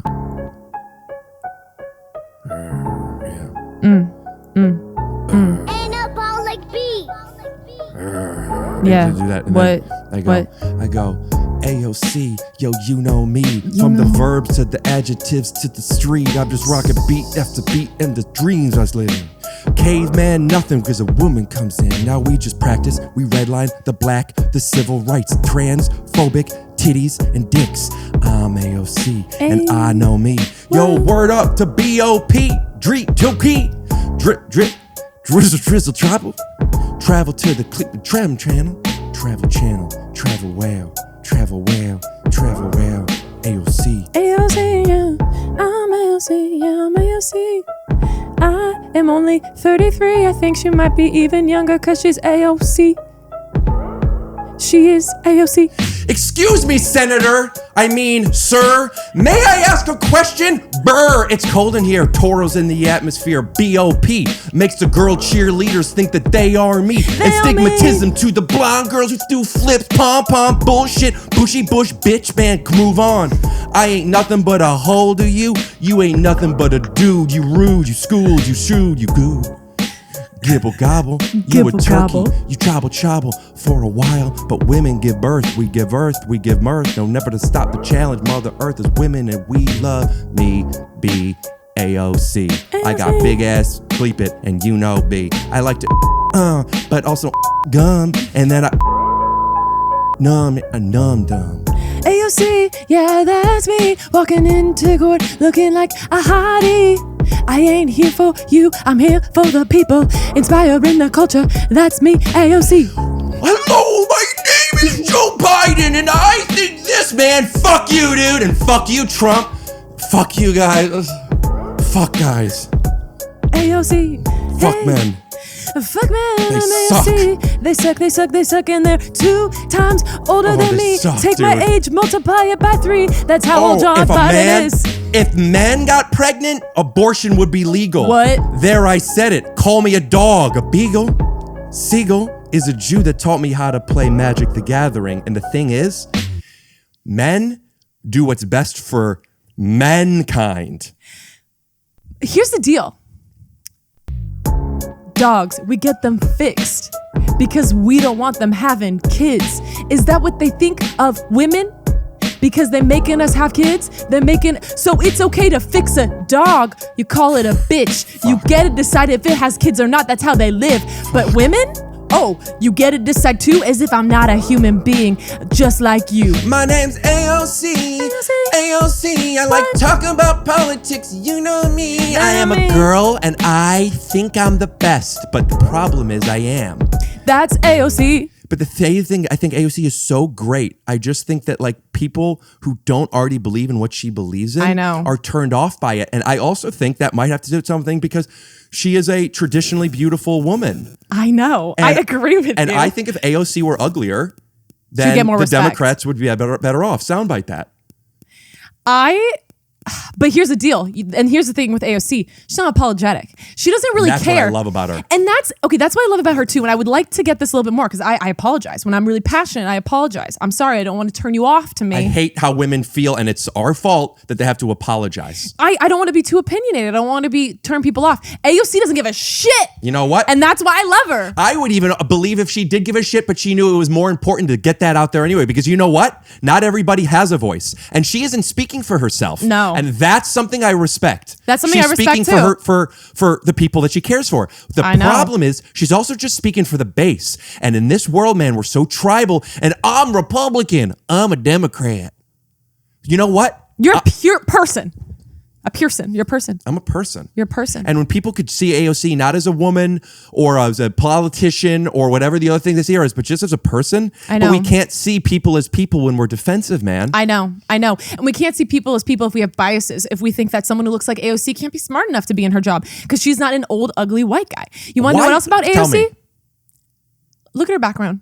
Look at how she grew up. That is a real person. That's not a person who was born into That's politics. a superhero. Yeah, that is a person who started out this way and ended this way. She shouldn't be where she is, but she is because you want to know what? She's AOC. Like other people were born there. They don't have the experience that like she what has. Bane says about he was born in the darkness. He had, he had to adapt to it. Yeah. Whereas Batman, he's just visiting or whatever. Cut to the clip. Oh, you think darkness is your ally? You merely adopted the dark. I was born in it, molded by it. Because I'm just saying things I've heard. No, I totally. I really no. No, I know don't. I know anything nothing about what we're politics. talking Yeah, about. no, Okay, me neither. It just makes you on the same page. But also, jokes aside, like a lot of people are now living by the motto of like the lesser of two evils, as if we're forced to pick an evil. Yeah. And it's like, I just think it sucks. I think it sucks, man. I think it's important, and we need to, as on a local level, we need to really like. The president is sure, like LeBron James is king, but totally. like it's not up to LeBron. But also Jesus is king. Jesus is king. Mm-hmm. I don't challenge you on that. A woman king. Yeah. Well, the Holy Ghost is man, woman, and king, right? Those are the man, three woman, are? and king. Yeah. The Trinity, I mean. I think it might have died. That turned off, but mine is on. Nobody's looking at that one, and the room cam is on. Love. So we could end it with this. End it with this. I just think it's important that we get out there and we rock the vote. And we rock the vote. We rock the fucking shit out of it. Because on a local level, because there are people on that, you're going to be way more affected by your district totally than you are about what like LeBron or Jesus is doing. Literally. So, because there's so much red tape. So much red tape. And then there's so much voter suppression. That turned off, but that's still going. There's so much voter suppression. And depression. Well, one causes the other. Of course. So I guess while you're plugging your comedy videos and your dick pic songs, yeah. I'd like to plug, get out there, and if you have nothing to complain about, first of all, welcome to the 1% and congratulations. Yeah, congratulations. But if you do something. Get out there and vote. I don't care if you watch my videos or whatever. Yeah. Get out there and vote because I care though. For my videos, not for yours. Right, yours. Yeah. It's all yours. Yeah. But this is because I need to add them. Yeah. Yeah. This is yeah. Do something because if we're going to pretend to be the generation that cares about the planet and cares about civil rights in a way that it was never before, like we're the new people inventing civil rights, then how about this? How about this? How about you make an actual change and you start leaving the world better than you got into it? Excuse me. You change your clothes every day, but do you change the world? Right. Do you? And if you feel like you can't, you could elect a local official who can. Exactly. To speak for you, like what AOC is trying to do. Exactly. So shout out to AOC. Shout out to AOC. And shout out to, is there anybody you want to shout out or any local businesses from Texas? We're going to shout out Nikki Glaser again. Shout out to Nikki Glaser. We love her. We're going to shout out local business, Panda Express. No, we don't need to. I meant a real one. If like there's somebody in your family or like your sister's finance firm or something. No. Right. Just follow it. Just follow it. Thank you so much for I'm coming gonna thank over. you. I'm gonna take. This is so fun. I'm gonna take a picture. Okay. You're gonna sign it if you're up for it. Oh my God, and head on yeah. over to pod.snaps where there's nothing up there and chances are it won't be. It's taking me a long time to curate them, but I got Totally. all the Polaroids. Yeah. All right. Nice to meet Oh you. my goodness, nice to meet you too. Theme music. Scoot doo. I stay there for the headphones. I will move.